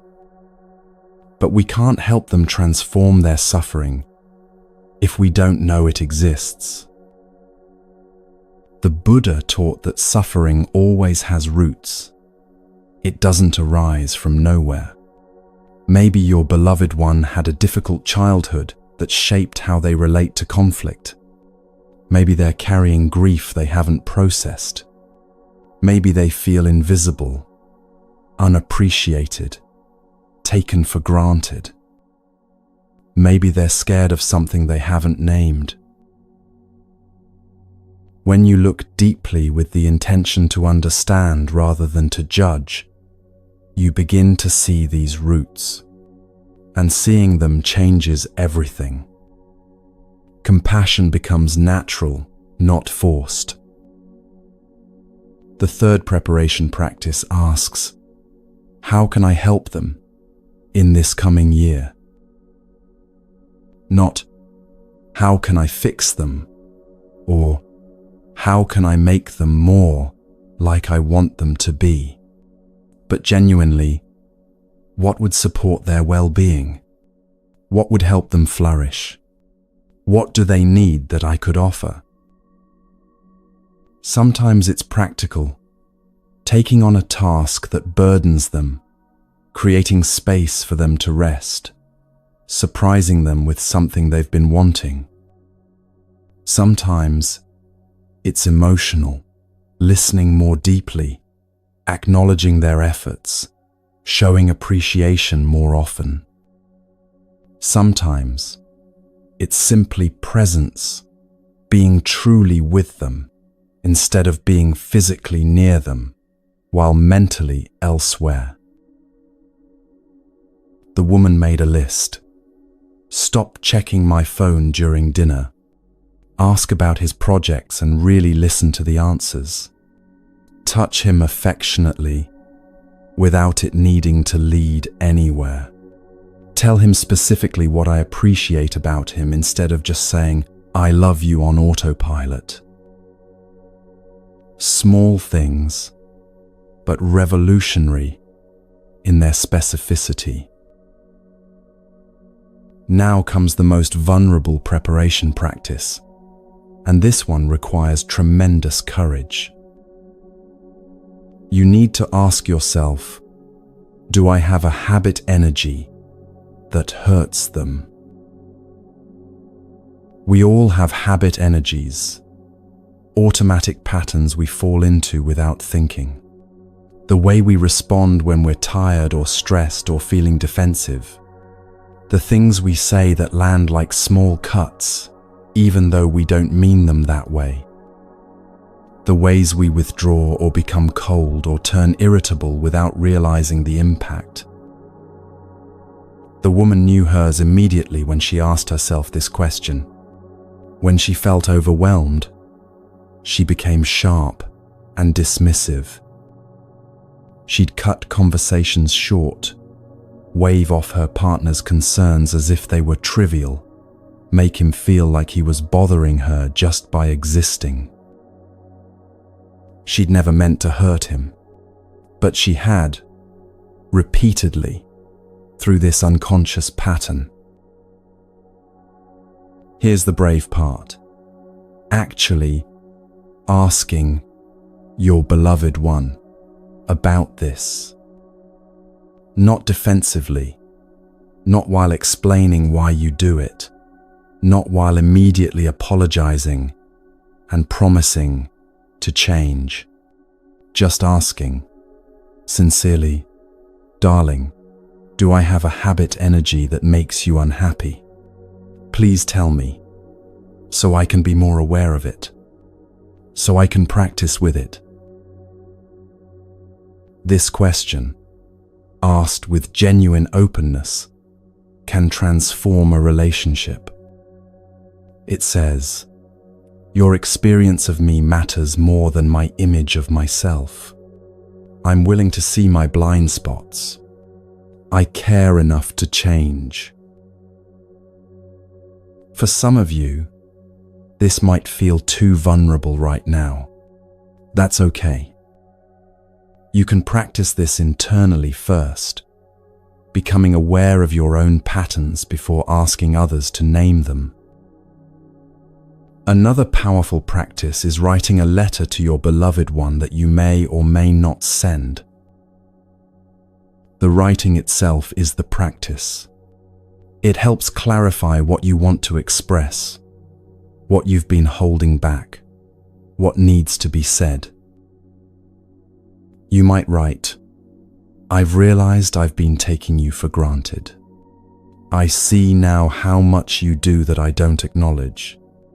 I want you to know that I notice, that I'm grateful, that your presence in my life is a gift I've forgotten to unwrap lately." Or, "I'm sorry for the ways I've been distant. I've been so caught up in my own stress that I haven't made space for yours. I'm practicing coming back, being more present, remembering that we're partners in this life." Or, "I love you, and I want to love you better. Tell me what that looks like for you. Tell me what you need that you're not getting. I'm listening now in a way I haven't been." The woman wrote her letter late that night, tears falling onto the page. She didn't send it the next morning. Instead, she read it to him that evening, her voice shaking, her heart open. Now let's practice the loving kindness meditation directed toward your beloved one. The structure mirrors what you practiced yesterday, but notice what shifts when you change I to he or she or they. Notice how it feels to hold someone else in your awareness with this tender intention. Bring your beloved one clearly into your mind. See their face, remember their voice, feel your love for them. Now silently offer these phrases to them. May you be peaceful and light in body and mind. Feel what you're wishing for them, that their shoulders would soften, that their mind would quiet, that they'd feel ease in their physical form and clarity in their thoughts. May you be safe and free from accidents. Wish them protection from harm, from their own destructive patterns, from the violence of the world and the harshness they might direct at themselves. May you be free from anger, unwholesome states of mind, and worries. You know the weight of these states yourself now, from yesterday's practice. Wish your beloved one freedom from that same weight. May you know how to look at yourself with the eyes of understanding and compassion. This might be the most powerful phrase you can offer another person, the wish that they'd treat themselves with the kindness you wish you could give them. May you be able to recognize and touch the seeds of joy and happiness in yourself. Wish them the capacity to see their own goodness, their own strengths, their own Buddha nature. May you learn how to nourish yourself with joy each day, not dependent on you for their happiness, but empowered to cultivate their own well-being. May you be able to live fresh, solid, and free. Wish them resilience, flexibility, and liberation from whatever imprisons them. May you not fall into a state of indifference or be caught in the extremes of attachment and aversion. Wish them the balance you're learning to cultivate in yourself. The woman practiced this meditation for her partner every morning for a week before she spoke to him about what she'd been learning. and something unexpected happened. She started noticing him differently. The way he always made coffee for both of them, even on rushed mornings. The way he texted to check if she needed anything from the store. The way he'd squeeze her hand while they watched television. A small gesture of connection she'd stopped registering. Practicing loving kindness toward him opened her eyes to the love he was already offering her that she'd been too distracted to receive. This brings us to what some call the 5 mantras for relationships. Phrases you can practice saying out loud to deepen connection. The first, darling, I'm here for you. This isn't just physical presence, but full attention. Putting down your phone, turning toward them, making eye contact, offering the gift of your undivided awareness. The second, darling, I know you're there, and I'm so happy. This is recognition, seeing them, acknowledging their presence as something that brings you joy. Not taking them for granted, but actively appreciating that they exist and that you get to share life with them. The third, darling, I know you're suffering, and I'm here for you.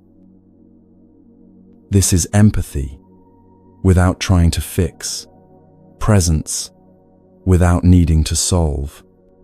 Just witnessing, holding space, being with them in their difficulty.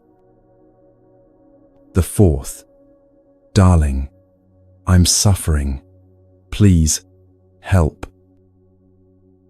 This is vulnerability, being honest about your own struggle, instead of pretending you're fine or expecting them to notice without you speaking.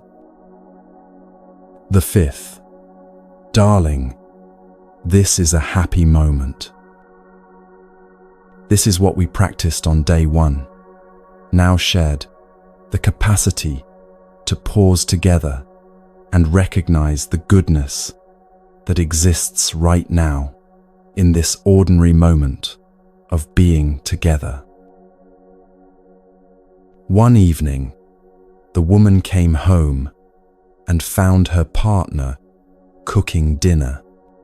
Instead of just thanking him and moving on to the next thing, she stopped. She walked up behind him, put her hand on his shoulder, and said, "Darling, I know you're here, and I'm so happy." He turned, surprised, and she saw his face soften. "I've missed you," he said quietly. "I've been here the whole time," she said. "I know," he replied, "but you haven't been here." That's the moment that bridges everything. Not a dramatic gesture, but genuine connection that closes the distance we've allowed to grow. So how do you practice this today, right now, before day 2 ends? If your beloved one is accessible, do one small thing differently. If you usually give a quick kiss goodbye, pause for 5 seconds of actual presence. If you usually ask, "How was your day?" while doing something else, put everything down, make eye contact, and wait for the real answer. If you usually keep your appreciation in your head, speak it out loud. One specific thing you noticed and valued. If they're not physically near you, you can still practice. Send them a message that isn't practical or logistical, but purely connective. "I was thinking about you and wanted you to know I'm grateful you're in my life." or call them not to discuss plans but just to hear their voice, to ask a real question, to offer real attention. Or if contact feels too vulnerable right now, sit quietly and do the loving kindness meditation for them. Send them that energy silently. Let it change how you hold them in your heart. The couple who'd become strangers didn't transform overnight, but the woman kept practicing the daily meditation, the intentional presence, the active choice to see him clearly rather than through the fog of habit and assumption. Her partner noticed the shift and began meeting her halfway, asking his own questions, offering his own attention. 6 months into this practice, they found themselves sitting on their porch one evening, just being together in comfortable silence. "We're not perfect," she said suddenly. "We still have hard days, but we're not strangers anymore. We're learning how to be truly with each other again." He nodded, squeezing her hand. "It feels like coming home." Day 2 asks you to come home to your beloved ones, to show up fully, to see clearly, to love actively rather than passively. This feels good, doesn't it? This practice of extending compassion to those you already love. But tomorrow, day 3, asks something significantly harder. Tomorrow, we'll practice directing loving kindness toward those who've caused us suffering, toward the people we'd rather not think about, the situations we'd rather not touch, the wounds we've been protecting for years. It's the most advanced practice, and also potentially the most liberating. Rest in today's practice for now. Let the love for your beloved ones settle into you. Tomorrow we'll discover whether you're ready to love even wider.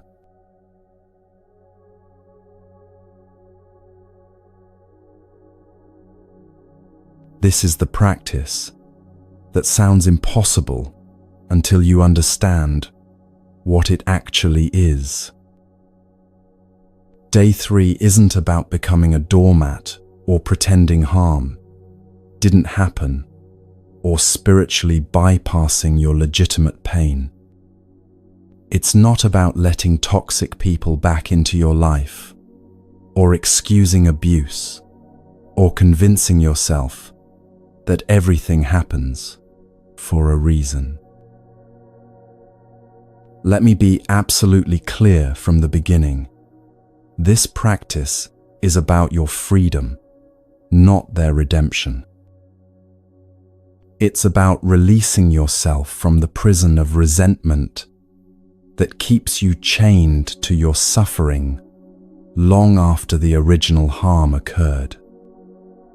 It's about recognizing that carrying hatred is like drinking poison and expecting the other person to die. The Buddha taught this not because he was naive about human cruelty, but because he understood something profound about how suffering works. He understood that anger and resentment don't punish the person who harmed you. They punish you. There was a woman who carried rage toward her father for 37 years. He'd been an alcoholic who alternated between absence and violence. He missed her school plays, forgot her birthdays, said things that cut deep and left scars she could still feel decades later. When she was 16, she left home and promised herself she'd never forgive him. And she kept that promise.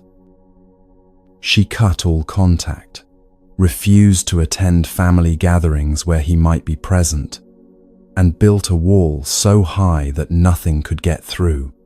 Not his few attempts at apology, not her mother's pleas for reconciliation, not even her own children's questions about their grandfather. The rage became part of her identity. It was the fuel that drove her to build a different kind of life, to become the opposite of everything he was. She told herself the anger protected her, kept her strong, reminded her never to accept treatment like that again. But somewhere in her 50s, she began to notice something. The rage was eating her alive. She'd snap at her husband over minor things, reliving her father's temper in her own responses. She'd panic when her own children struggled, terrified they'd repeat her father's patterns. She couldn't hear certain songs or smell certain things without being yanked back into memories that made her body tight with fury. He'd been gone from her life for decades, but he still controlled her every single day. A friend who practiced Buddhism suggested she try something that sounded absurd, even offensive, directing loving kindness toward her father. Her immediate response was fury at the suggestion. "He doesn't deserve my loving kindness," she said. "This isn't for him," her friend replied gently. "It's for you, so you can finally be free."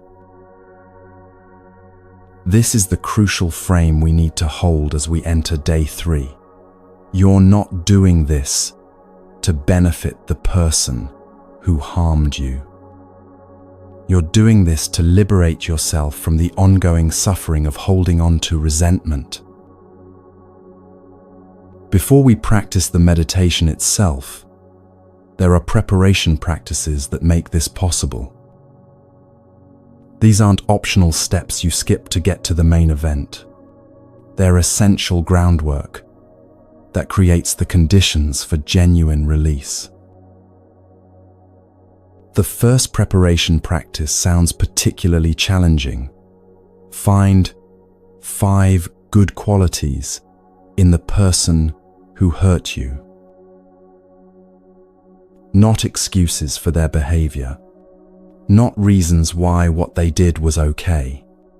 Just 5 qualities that are genuinely positive, even if they're small.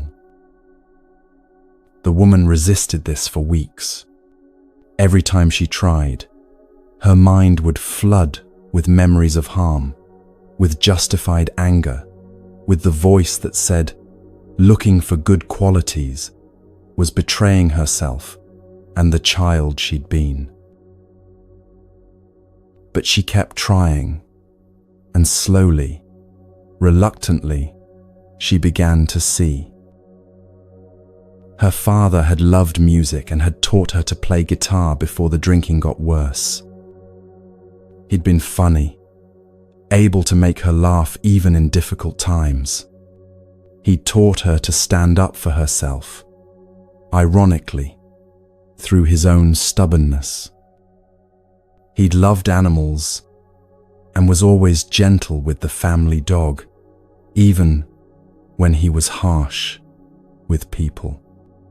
And he'd had moments, rare but real, where she'd seen him try to fight his addiction, even though he always lost. These qualities didn't erase the harm.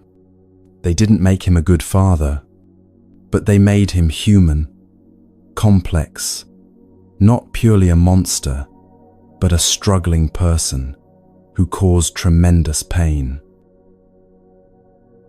This is the first crack in the wall of hatred, seeing that the person who hurt you contains both darkness and light, just like everyone else. The second preparation practice goes deeper. Look at the roots of their suffering. Everyone who causes harm is suffering themselves. This is one of the Buddha's core insights. Happy, peaceful people don't hurt others. People who are whole don't shatter other people's lives. This doesn't excuse the harm. Understanding isn't the same as condoning, but it transforms your relationship to what happened. The woman began researching her father's childhood, asking relatives questions she'd never asked before. What she discovered didn't justify his behavior, but it illuminated it. His own father had been violent, worse than he'd been. He'd grown up in grinding poverty during a war, seeing things children shouldn't see. He'd turned to alcohol as a teenager, to numb pain he had no other way to process. He'd been taught that expressing emotion was weakness, that asking for help was shameful, that self-medication was the only acceptable response to suffering. None of this made what he did to her okay, but it answered the question that had haunted her for decades. How could he? Now she understood how. Not how could someone be so cruel, but how could someone in so much pain, with so few tools, with so little understanding, end up repeating the cycles they inherited? This shift from "how could they" to "now I understand how" is revolutionary. It doesn't mean you approve of what they did. It means you see the conditions that created their actions. You see the suffering that produced suffering. You see the chain of harm extending backward through generations. Each person wounded by the previous one. Each person wounding the next. And seeing this, something unexpected becomes possible. Compassion for someone you thought you could never feel anything but hatred toward. The third preparation practice is perhaps the most uncomfortable. See yourself in them. Not in the harm they caused, but in the human struggles they faced. Fear, pain, inadequacy, the desire to escape suffering through destructive means, the capacity to hurt others when you're drowning in your own hurt. We all have these capacities. Given the right conditions, enough pain, enough ignorance, enough lack of support, any of us could cause harm we'd later regret. This doesn't mean we're equally responsible for all harm in the world. It means we're all human, all capable of both tremendous love and terrible destruction. The woman realized she'd been running from this recognition her whole life. Because if she acknowledged her father's humanity, she'd have to acknowledge her own capacity for causing harm. She remembered times she'd been harsh with her own children when overwhelmed. Times she'd said cutting things to her husband in anger. Times she'd withdrawn love as punishment. She wasn't like her father, but she wasn't entirely unlike him either. This recognition is humbling, uncomfortable, and deeply healing. Because when you see yourself in the person who hurt you, hatred becomes impossible to maintain. You can't purely condemn someone whose struggles you recognize in yourself. There was a teacher who survived abuse from his own teacher when he was young. A revered spiritual leader who everyone respected, who said beautiful things about compassion in public and was cruel in private. The young student carried shame and confusion for years. How could someone who taught wisdom be so harmful? Decades later, after much practice, he began to see. His teacher had likely been abused in his own training, had been taught to equate harshness with discipline, cruelty with spiritual rigor, had probably never dealt with his own trauma, and so passed it on, generation after generation of harm disguised as teaching. Understanding this didn't make the abuse acceptable, but it freed the student from personalizing it, from carrying shame that wasn't his, from believing the harm meant something about his own worthiness. The abuse was about his teacher's unhealed suffering, not about his own deficiency. Now, after these preparation practices, we're ready for the loving-kindness meditation directed toward someone who's caused us suffering. But first, I need to address something crucial. This practice might be too soon for you. If you're still in an actively harmful situation, your first responsibility is safety, not spiritual practice. If the wound is too fresh, if you're still processing trauma, if attempting this feels violent rather than healing, honor that. There's no virtue in forcing yourself into forgiveness or loving kindness before you're ready. That's just another form of harm, this time self-inflicted.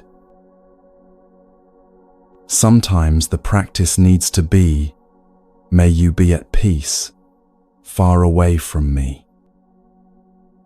This is still a loving kindness practice. You're wishing them well, while maintaining boundaries that protect your well-being. You're releasing hatred without requiring yourself to reconcile or reconnect. The Buddha taught compassion, but he also taught wisdom. Wisdom knows when distance is necessary, when boundaries are compassionate, when protection comes first. Safety first, always. For those who feel ready, let's practice together. Bring to mind someone who's caused you pain. Not necessarily the person who hurt you most severely. You can work up to that. Start with someone where the resentment is real, but not overwhelming. See them in your mind, not as a villain, not as purely evil, but as a complex human being who caused harm while suffering themselves. Take a breath and recognize this practice is for your freedom, not for their benefit. Now, slowly, offer these phrases. May you be peaceful and light in body and mind. Notice what arises. Resistance, anger, the voice that says they don't deserve peace. That's normal. Breathe with it. You're not wishing them peace because they earned it. You're wishing them peace because their lack of peace is what made them harm you. You're wishing them the conditions that would have prevented them from causing harm in the first place. May you be safe and free from accidents, including the accident of causing harm to others through your own unhealed suffering. May you be free from anger, unwholesome states of mind, and worries. These are the states that drove their harmful actions. Wishing them freedom from these states is wishing they'd been different, wishing the harm hadn't happened. May you know how to look at yourself with the eyes of understanding and compassion. Perhaps if they'd been able to do this, they wouldn't have harmed you. Perhaps if they could do this now, the cycle of harm would stop with them. May you be able to recognize and touch the seeds of joy and happiness in yourself. Happy people don't hurt others. This is a wish that they'd found another way, a healing way, a way that didn't involve causing suffering.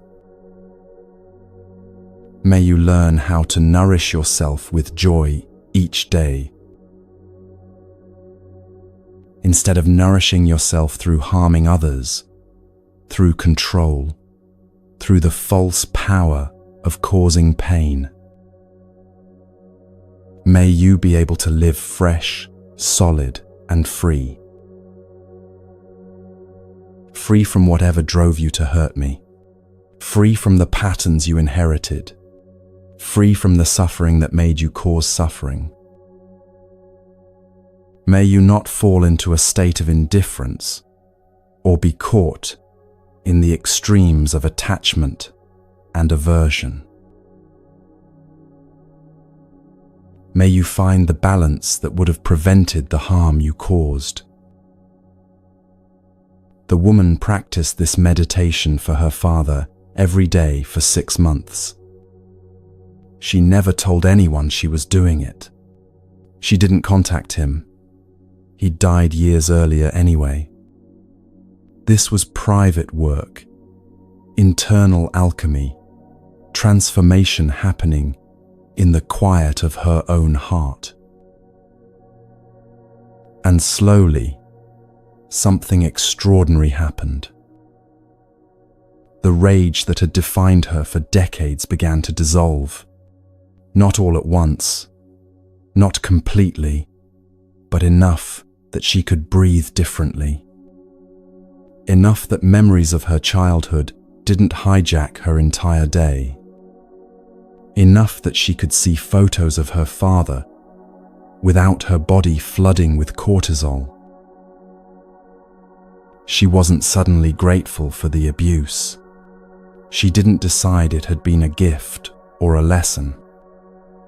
She still wished it hadn't happened, still grieved the childhood she'd lost. But she was free. Free from the prison of hatred.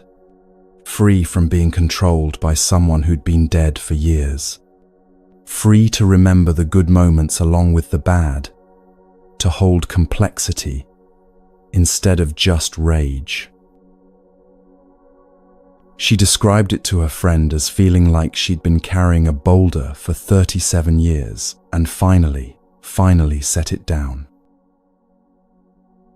The Buddha used a different metaphor. He said holding on to anger is like grasping a hot coal with the intent to throw it at someone else.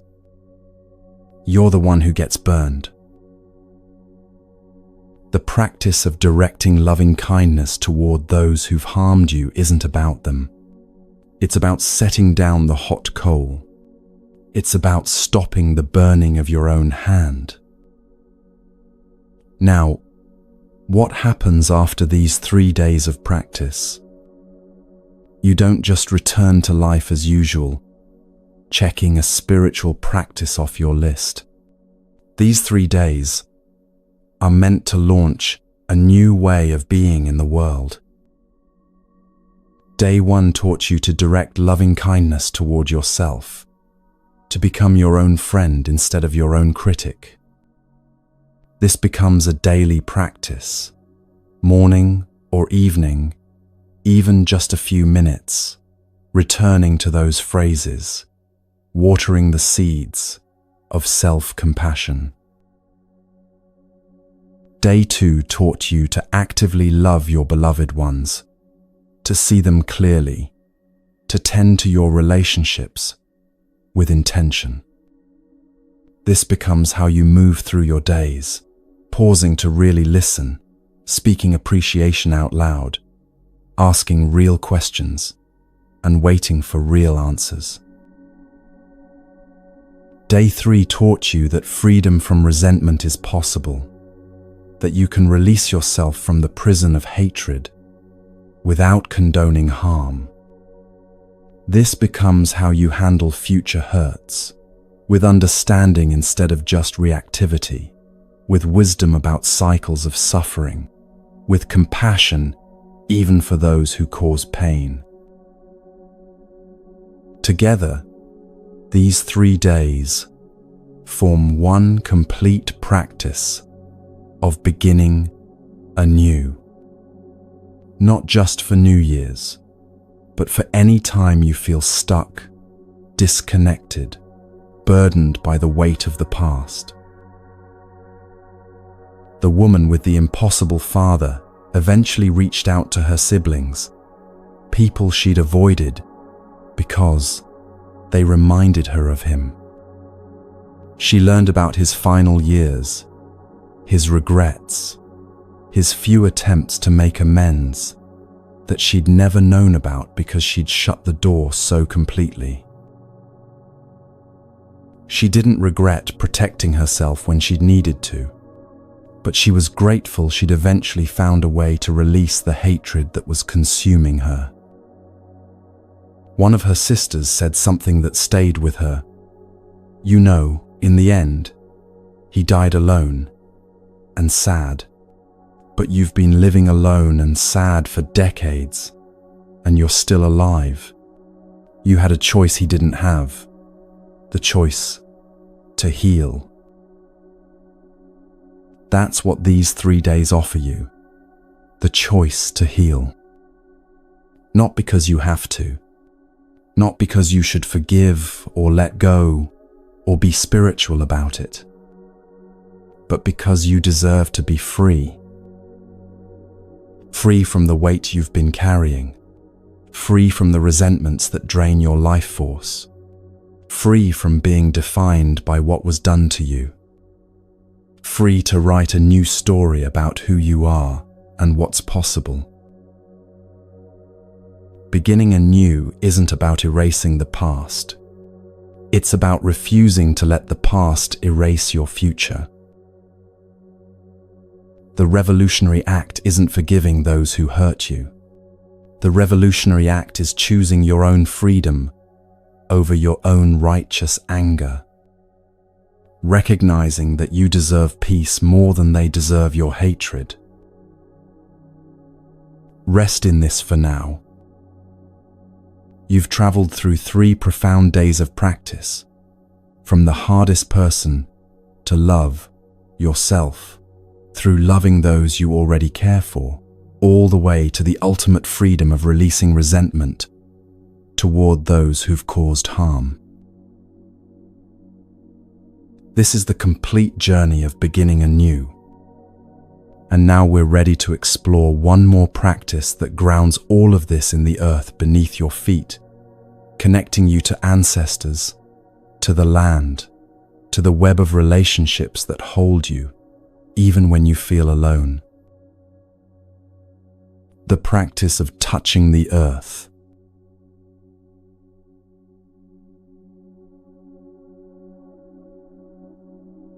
There's something that happens when you bring your body into your practice that words alone can't accomplish.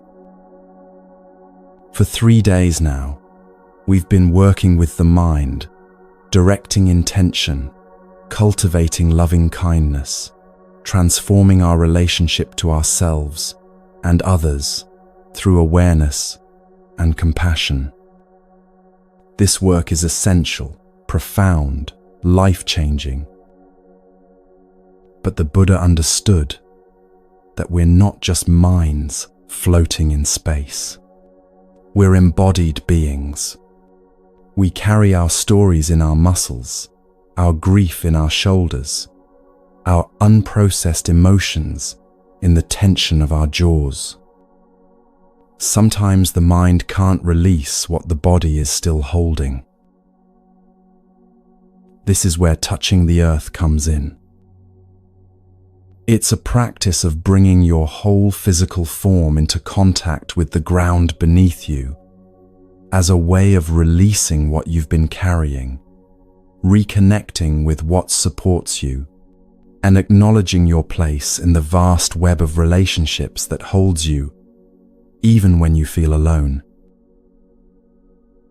In its traditional form, touching the earth involves full prostrations, lying face down on the ground, with arms extended. But this practice is infinitely adaptable. You can kneel and touch your forehead to the floor. You can sit in a chair and bend forward. You can simply place your palms flat on the ground or on your lap and bow your head. The form matters less than the intention, the willingness to humble yourself, to acknowledge your connection to earth and to all beings, to physically embody the release and reconnection you've been cultivating mentally. There was a woman who'd spent years in therapy, talking about her relationship with her grandmother. She'd worked through the memories, analyzed the patterns, understood intellectually why her grandmother's death had left such a crater in her life. But she still felt the loss like an open wound, still found herself crying unexpectedly, still felt unmoored years after the funeral. A friend invited her to a Buddhist retreat where they practiced touching the earth. The first touching was to ancestors, and as she lowered herself to the ground, something broke open. Lying there with her whole body pressed against the floor, she suddenly felt her grandmother's hands on her back. Not literally, she knew that, but the sensation was so vivid, so real. Her grandmother's strong hands that had kneaded bread, that had held her when she cried, that had guided her own small hands as she learned to sew.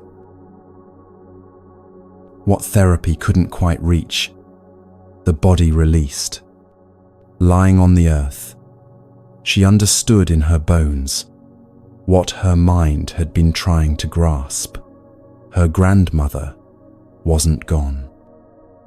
She lived in the woman's hands, in her gestures, in the way she comforted her own children. The connection hadn't been severed by death. It had only changed form. This is the first of 5 touchings, connecting with ancestors, both blood and spiritual. Your ancestors aren't just the people you knew personally. They're the long line of humans who survived impossible things so that you could be here. They're the spiritual teachers whose wisdom reached you across centuries, the Buddha himself, the masters who preserved and transmitted these teachings, the practitioners who kept the flame alive through difficult times. When you touch the earth to honor ancestors, you're acknowledging, I didn't get here alone. I stand on the shoulders of countless people who struggled, who loved, who persevered, who passed something essential down to me. You might bring to mind a specific ancestor, a grandparent, a great-grandparent you never met, but whose story shaped your family. Or you might simply acknowledge the vast network of ancestors stretching back through generations, all the way to the first humans who looked up at stars and wondered. The second touching connects you to the land where you live. There's a story of a man who moved to a new city for work and spent 2 years feeling completely displaced, unrooted, homesick for a place he couldn't return to. During a walk one evening, exhausted from another day of feeling alien in this foreign place, he sat down on the grass in a park and just stayed there. He let his hands sink into the soil. He felt the earth supporting him.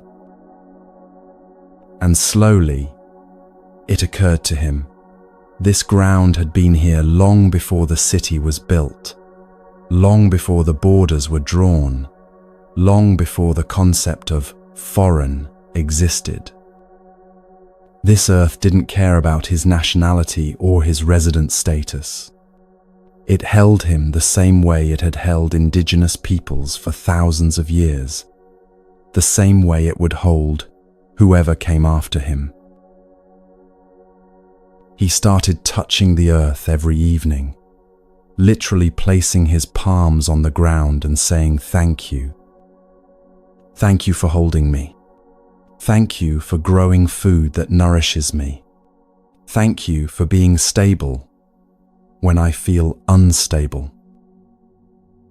Within months, the feeling of displacement had transformed into a sense of belonging, not to the city, but to the earth itself, which is everywhere home. When you touch the earth to honor the land, you're acknowledging that you're held, quite literally, that gravity is an act of constant embrace, that you're supported, whether you notice it or not. The third touching honors the people who built the life you're living now. A teacher once had her students make a list before this practice. Who made your today possible?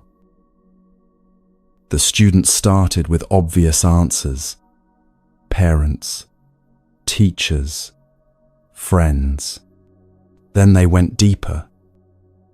The farmer who grew their breakfast, the person who drove the delivery truck, the construction workers who built the roads they drive on, the engineers who designed the electricity system that powers their homes, the countless humans whose labor, often invisible and underappreciated, makes modern life possible. By the time they finished their lists, everyone was overwhelmed by the web of interconnection. Hundreds, thousands, maybe millions of people whose efforts contributed to this single ordinary day. When you touch the earth for this, you're acknowledging, I am supported by so many I will never meet, never thank in person, never fully understand how much I depend on them. This touching cultivates humility and gratitude simultaneously. The fourth touching is for the people you love, the ones from day 2 of our practice, the ones whose happiness is intertwined with yours. This one feels most natural because we already know we're grateful for these people. But there's something powerful about embodying that gratitude, about literally bowing to the earth in acknowledgement of how much they mean to you. A father practiced this touching while thinking of his young daughter. He'd gotten so caught up in the logistics of parenting, schedules, homework, discipline, that he'd stopped feeling the gratitude that had overwhelmed him when she was born. Lying on the ground, bringing her clearly to mind, he remembered, this being chose to arrive in my life. This being trusts me to guide her. This being's laughter is one of the best sounds I know. When he stood up from that touching, something had shifted. He went home, and instead of starting the evening routine on autopilot, he paused in his daughter's doorway and just watched her playing. She looked up, surprised by his presence, and he said simply, "I'm really glad you're my daughter." That's what this touching offers. A reset, a return to what matters, a physical reminder to not take love for granted. The fifth touching is the most challenging. It's for those who've caused you suffering. This mirrors the work you did on day 3, but now you're bringing your body into it. You're physically releasing the resentment you've been carrying, letting the earth take it from you. A woman who practiced this for her ex-husband, someone who'd betrayed her in ways that shattered her trust, described it as feeling like she was literally laying down a burden. Not forgiving him, not saying what he did was okay, not even wishing him well, particularly. Just releasing the grip, loosening her hands from around the anger she'd been clutching, like a weapon that was only hurting her. She lay on the earth and imagined all that hatred draining out of her body into the ground, where it could be composted, transformed, turned into something that nourished growth instead of feeding bitterness. When she rose from that touching, she felt lighter in a way no amount of talking or thinking had achieved. Now, how do you actually practice this? If you're able-bodied and comfortable doing so, you can do full prostrations, lying face down with arms extended forward, staying there for several breaths before rising. If full prostrations aren't accessible for you, there are many adaptations. You can kneel and touch your forehead to the floor or to a cushion. You can sit in a chair and bend forward, letting your hands rest on your knees or reach toward the ground. You can stand and bow deeply from the waist. You can simply sit quietly with your palms pressed together and your head bowed. The practice honors all bodies, all abilities, all forms of bowing. What matters is the internal gesture of humility, gratitude, release, and reconnection, not the exact physical shape you make. Let's practice together now, gently, at your own pace. Find a position that feels stable and comfortable for you. This might be standing, sitting, kneeling, or lying down. There's no wrong way to do this. When you're ready, begin with the first touching, connecting to ancestors. Bring to mind those who came before you, whose lives made your life possible. If you're able, lower yourself toward the earth in whatever way your body allows. Stay here for 3 breaths, feeling held by the same ground that held your ancestors. Rise slowly when you're ready. The second touching, honoring the land. Touch the earth again, acknowledging the ground that supports you right now, the soil that grows your food, the planet that holds all life. 3 breaths, feeling gravity as embrace. Rise slowly. The third touching, gratitude for those who make your life possible. Lower yourself once more, thinking of all the people whose labor, whose care, whose existence contributes to your well-being. 3 breaths, feeling the vast web of support. Rise slowly. The fourth touching, appreciation for people you love. Touch the earth for them, holding them in your heart, feeling gratitude for their presence in your life. 3 breaths, letting love flow through you into the ground. Rise slowly. The fifth touching, release for those who caused suffering. This one is optional, only if you feel ready. Lower yourself one last time, and instead of holding on to resentment, imagine laying it down, letting the earth take it, letting yourself be free. 3 breaths, feeling the release.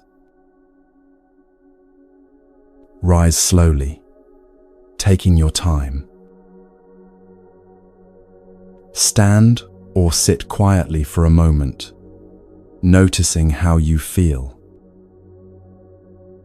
This practice of touching the earth completes the 3-day journey of beginning anew. You've worked with your mind, through meditation, with your relationships, through intention, and now, with your body, through physical practice. You've touched yourself with compassion, your beloved ones with love, those who harmed you with understanding, and the earth itself with gratitude. You've connected the internal work of transformation with the external reality of your embodied, interconnected life. This is how beginning anew becomes complete, not just as mental practice, but as a full-bodied return to presence, to gratitude, to freedom. Now we're ready for one more teaching, one that takes us even deeper into what these practices make possible. The teaching on the 2 dimensions, time and timelessness, and how beginning anew can happen not just once, but in every single moment.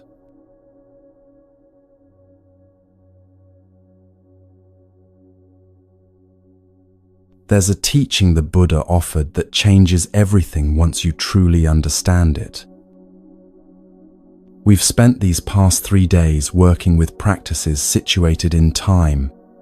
Day 1, Day 2, Day 3, New Year, fresh starts, beginning again. All of these assume time is real, that there's a past to release and a future to move into. And in one dimension of reality, this is absolutely true. Time exists. Things change. Moments pass. We age, we grow, we learn, we let go. But the Buddha discovered something that sounds impossible at first. There's another dimension of reality where time doesn't exist at all. Imagine a wave on the surface of the ocean. The wave has a clear beginning, the moment it rises from the water's surface. It has a clear end, the moment it crashes back down or dissolves into flatness. If you ask the wave about its life, it might say, "I was born over there near that boat. I'm traveling toward the shore, and soon I'll die when I reach the beach." From the wave's perspective, birth and death are absolutely real. Time is real.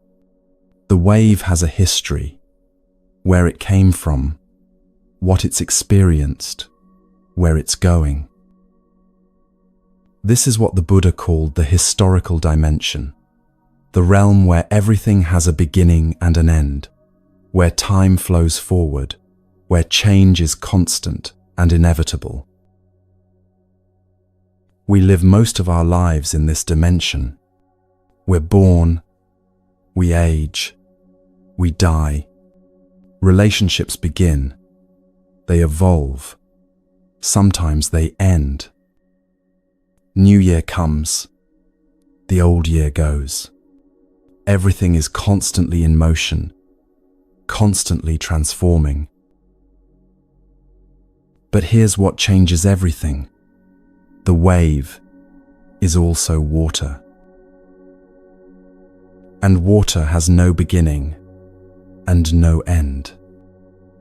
Water doesn't die when the wave crashes. Water wasn't born when the wave rose. Water simply is, in a dimension beyond time, beyond birth and death, beyond coming and going.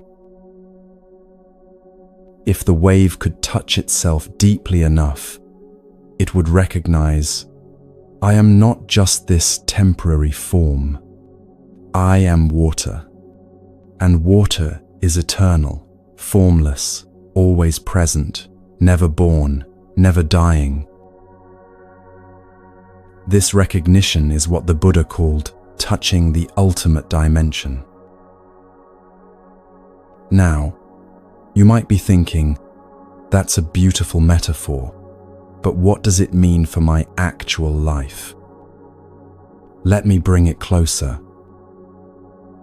Right now, you have a body that was born on a specific date. That's real. That body will die on a date not yet known. That's also real. In the historical dimension, you are like the wave. You have a beginning, a middle, and you'll have an end. But in the ultimate dimension, you're like the water. The atoms that make up your body have existed since the beginning of the universe. They've been stars, rocks, plants, other animals, other humans. They've taken countless forms, and they'll take countless more after this body dissolves.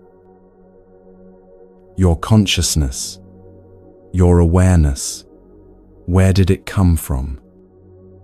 Your parents, yes, but also their parents and theirs, stretching back through an unbroken chain of consciousness that has no identifiable beginning. You carry within you the DNA of ancestors going back millions of years. You carry their experiences, their adaptations, their survival strategies encoded in your cells. You are not separate from them. You are their continuation. And everything you learn, everything you become, will continue in others after you, in your children, if you have them, in students, if you teach, in everyone whose life you touch, in the ripples your existence creates, in the vast web of interconnection. So in the ultimate dimension, You have no birth date because you've always existed in some form. And you have no death date because you'll continue to exist in some form. This isn't reincarnation in the sense of a soul moving from body to body. Buddhism doesn't teach that we have souls. It's something both more mysterious and more obvious. You are a wave of the ocean of existence, temporarily taking this form, but never separate from the ocean itself. Now, what does this have to do with beginning anew? Everything. Because once you understand that you exist in both dimensions simultaneously, everything changes. In the historical dimension, New Year makes sense. We track time. We mark transitions. We create rituals around endings and beginnings. These are human inventions, but they're not wrong or meaningless. They help us navigate the dimension of change. Right now, as you listen to this, different parts of the world are in different times. Some places have already entered tomorrow, while others are still in yesterday. New Year travels across the planet like a wave, arriving in Bangkok before it arrives in Paris, in New York before it arrives in Los Angeles. This shows you something profound. Time is a human construction, a useful one, an important one, but not an absolute reality. It's a way we organize our experience, not the fundamental nature of existence itself. And once you see this clearly, you're freed from the tyranny of the calendar. You don't need to wait for January 1st to begin anew. You don't need Monday, or the first of the month, or your birthday, or any other arbitrary marker.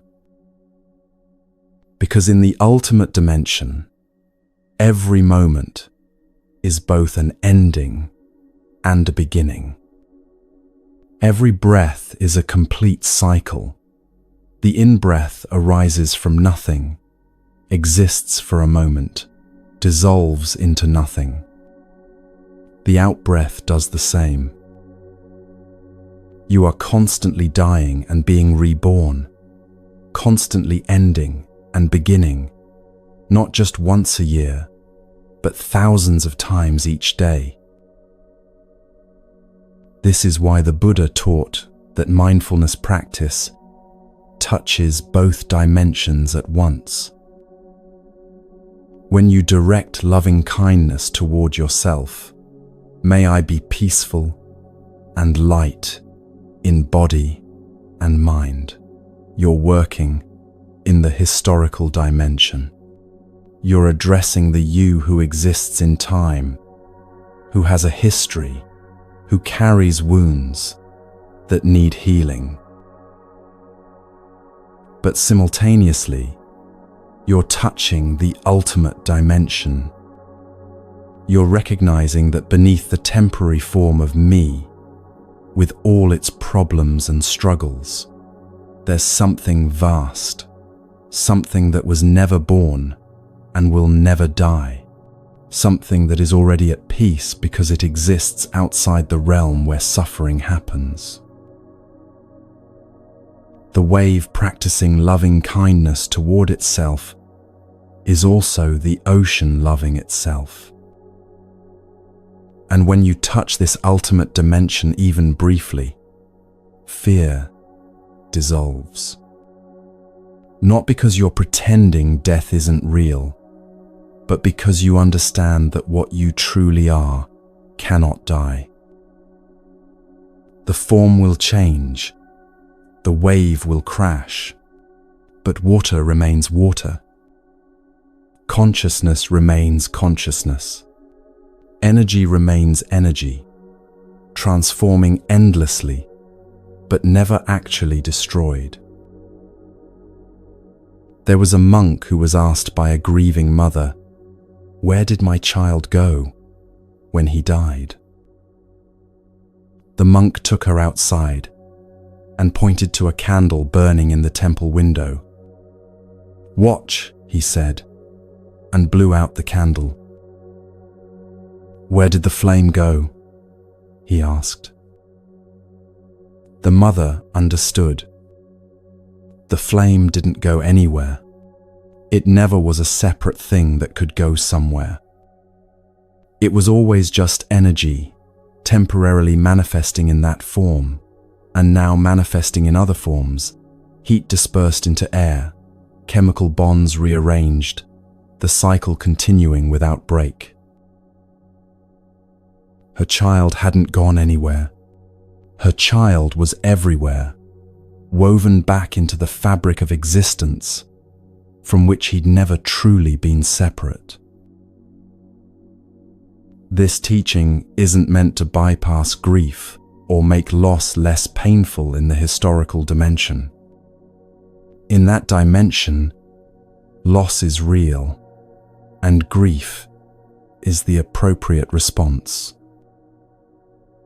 But knowing the ultimate dimension exists alongside the historical dimension changes how we hold our grief. We grieve the form while recognizing the continuation of the essence. We miss the wave while knowing the water remains. So when we practice beginning anew, we're doing something miraculous. We're working skillfully in the historical dimension while simultaneously touching the ultimate dimension. We're using the construct of 3 days and New Year and fresh start, all historical dimension concepts, to recognize something that exists in the ultimate dimension. You are always fresh, always new, always beginning, because you exist in a realm where time doesn't actually exist. The practice frees you from calendar tyranny, not by denying time, but by helping you see through it to what's always been true. You don't need permission to begin again, because you're beginning again with every breath, whether you notice it or not. This is the deepest gift of these teachings. Not just that you can begin anew, but that you are always already beginning anew, because that's the fundamental nature of existence in both dimensions. Constant transformation in the historical, eternal presence in the ultimate. You are the wave, riding the surface of time, experiencing birth and death, change and impermanence. And you are the water, timeless and deathless, always here, never separate from the vast ocean of existence. Both are true. Both are you. And practicing with both dimensions available to you, that's the freedom the Buddha discovered under the Bodhi tree. That's the freedom he spent his life teaching others to discover for themselves. That's the freedom these 3 days of beginning anew are designed to help you touch, not just intellectually, but experientially, in the very texture of your moment-to-moment living. So as we come to the end of these teachings, remember, you're not really ending anything. You're continuing, transforming, beginning again, even as you complete this particular wave of practice. And that's perfect. That's exactly how it should be. Because in the ultimate dimension, there is no end. There is only endless beginning, eternal presence, the deathless nature of what you truly are, beneath all the temporary forms you take. Rest in that for a moment. Feel it. Not just think about it, but touch it directly in your experience right now. You are here. You have always been here. You will always be here. Not as this particular form, but as the formless awareness that witnesses all forms, as the water that takes the shape of every wave. Now let's bring this understanding back into the practical world, back into your daily life, back into how you actually live from this moment forward.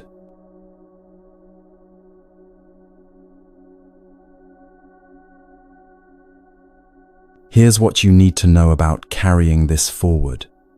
You don't need 3 consecutive days to begin anew. You can practice day 1 on a Tuesday morning, day 2, 3 weeks later, day 3, when you're finally ready. This isn't a rigid formula. It's a living practice that adapts to your life. You'll forget. You'll return to old patterns, lose your mindfulness. Let weeks pass without practicing loving kindness toward yourself or anyone else. This isn't failure. This is being human. The miracle isn't never forgetting.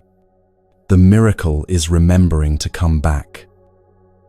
Again and again, with patience, with gentleness, without judgment. Your Buddha body grows quietly, even when you're not paying attention. Every kind choice, every mindful breath, every moment you pause instead of react, these water the seeds, whether you notice or not. So where are you now, after these 3 hours together? How do you feel? Something has shifted, hasn't it? Maybe subtle, maybe profound, but something has opened. This recording will be here whenever you need to begin again. Return to it, like coming home. And if it feels right, share in the comments where you're listening from, your location, your time of day, what you're hoping to begin anew. We're building something together, all of us practicing in different corners of the world, connected by this intention to wake up, to heal, to love better. Beginning anew is always available, not just once a year. Right now, this breath, this moment is a happy moment. May you be peaceful and light in body and mind. May we all begin again, together.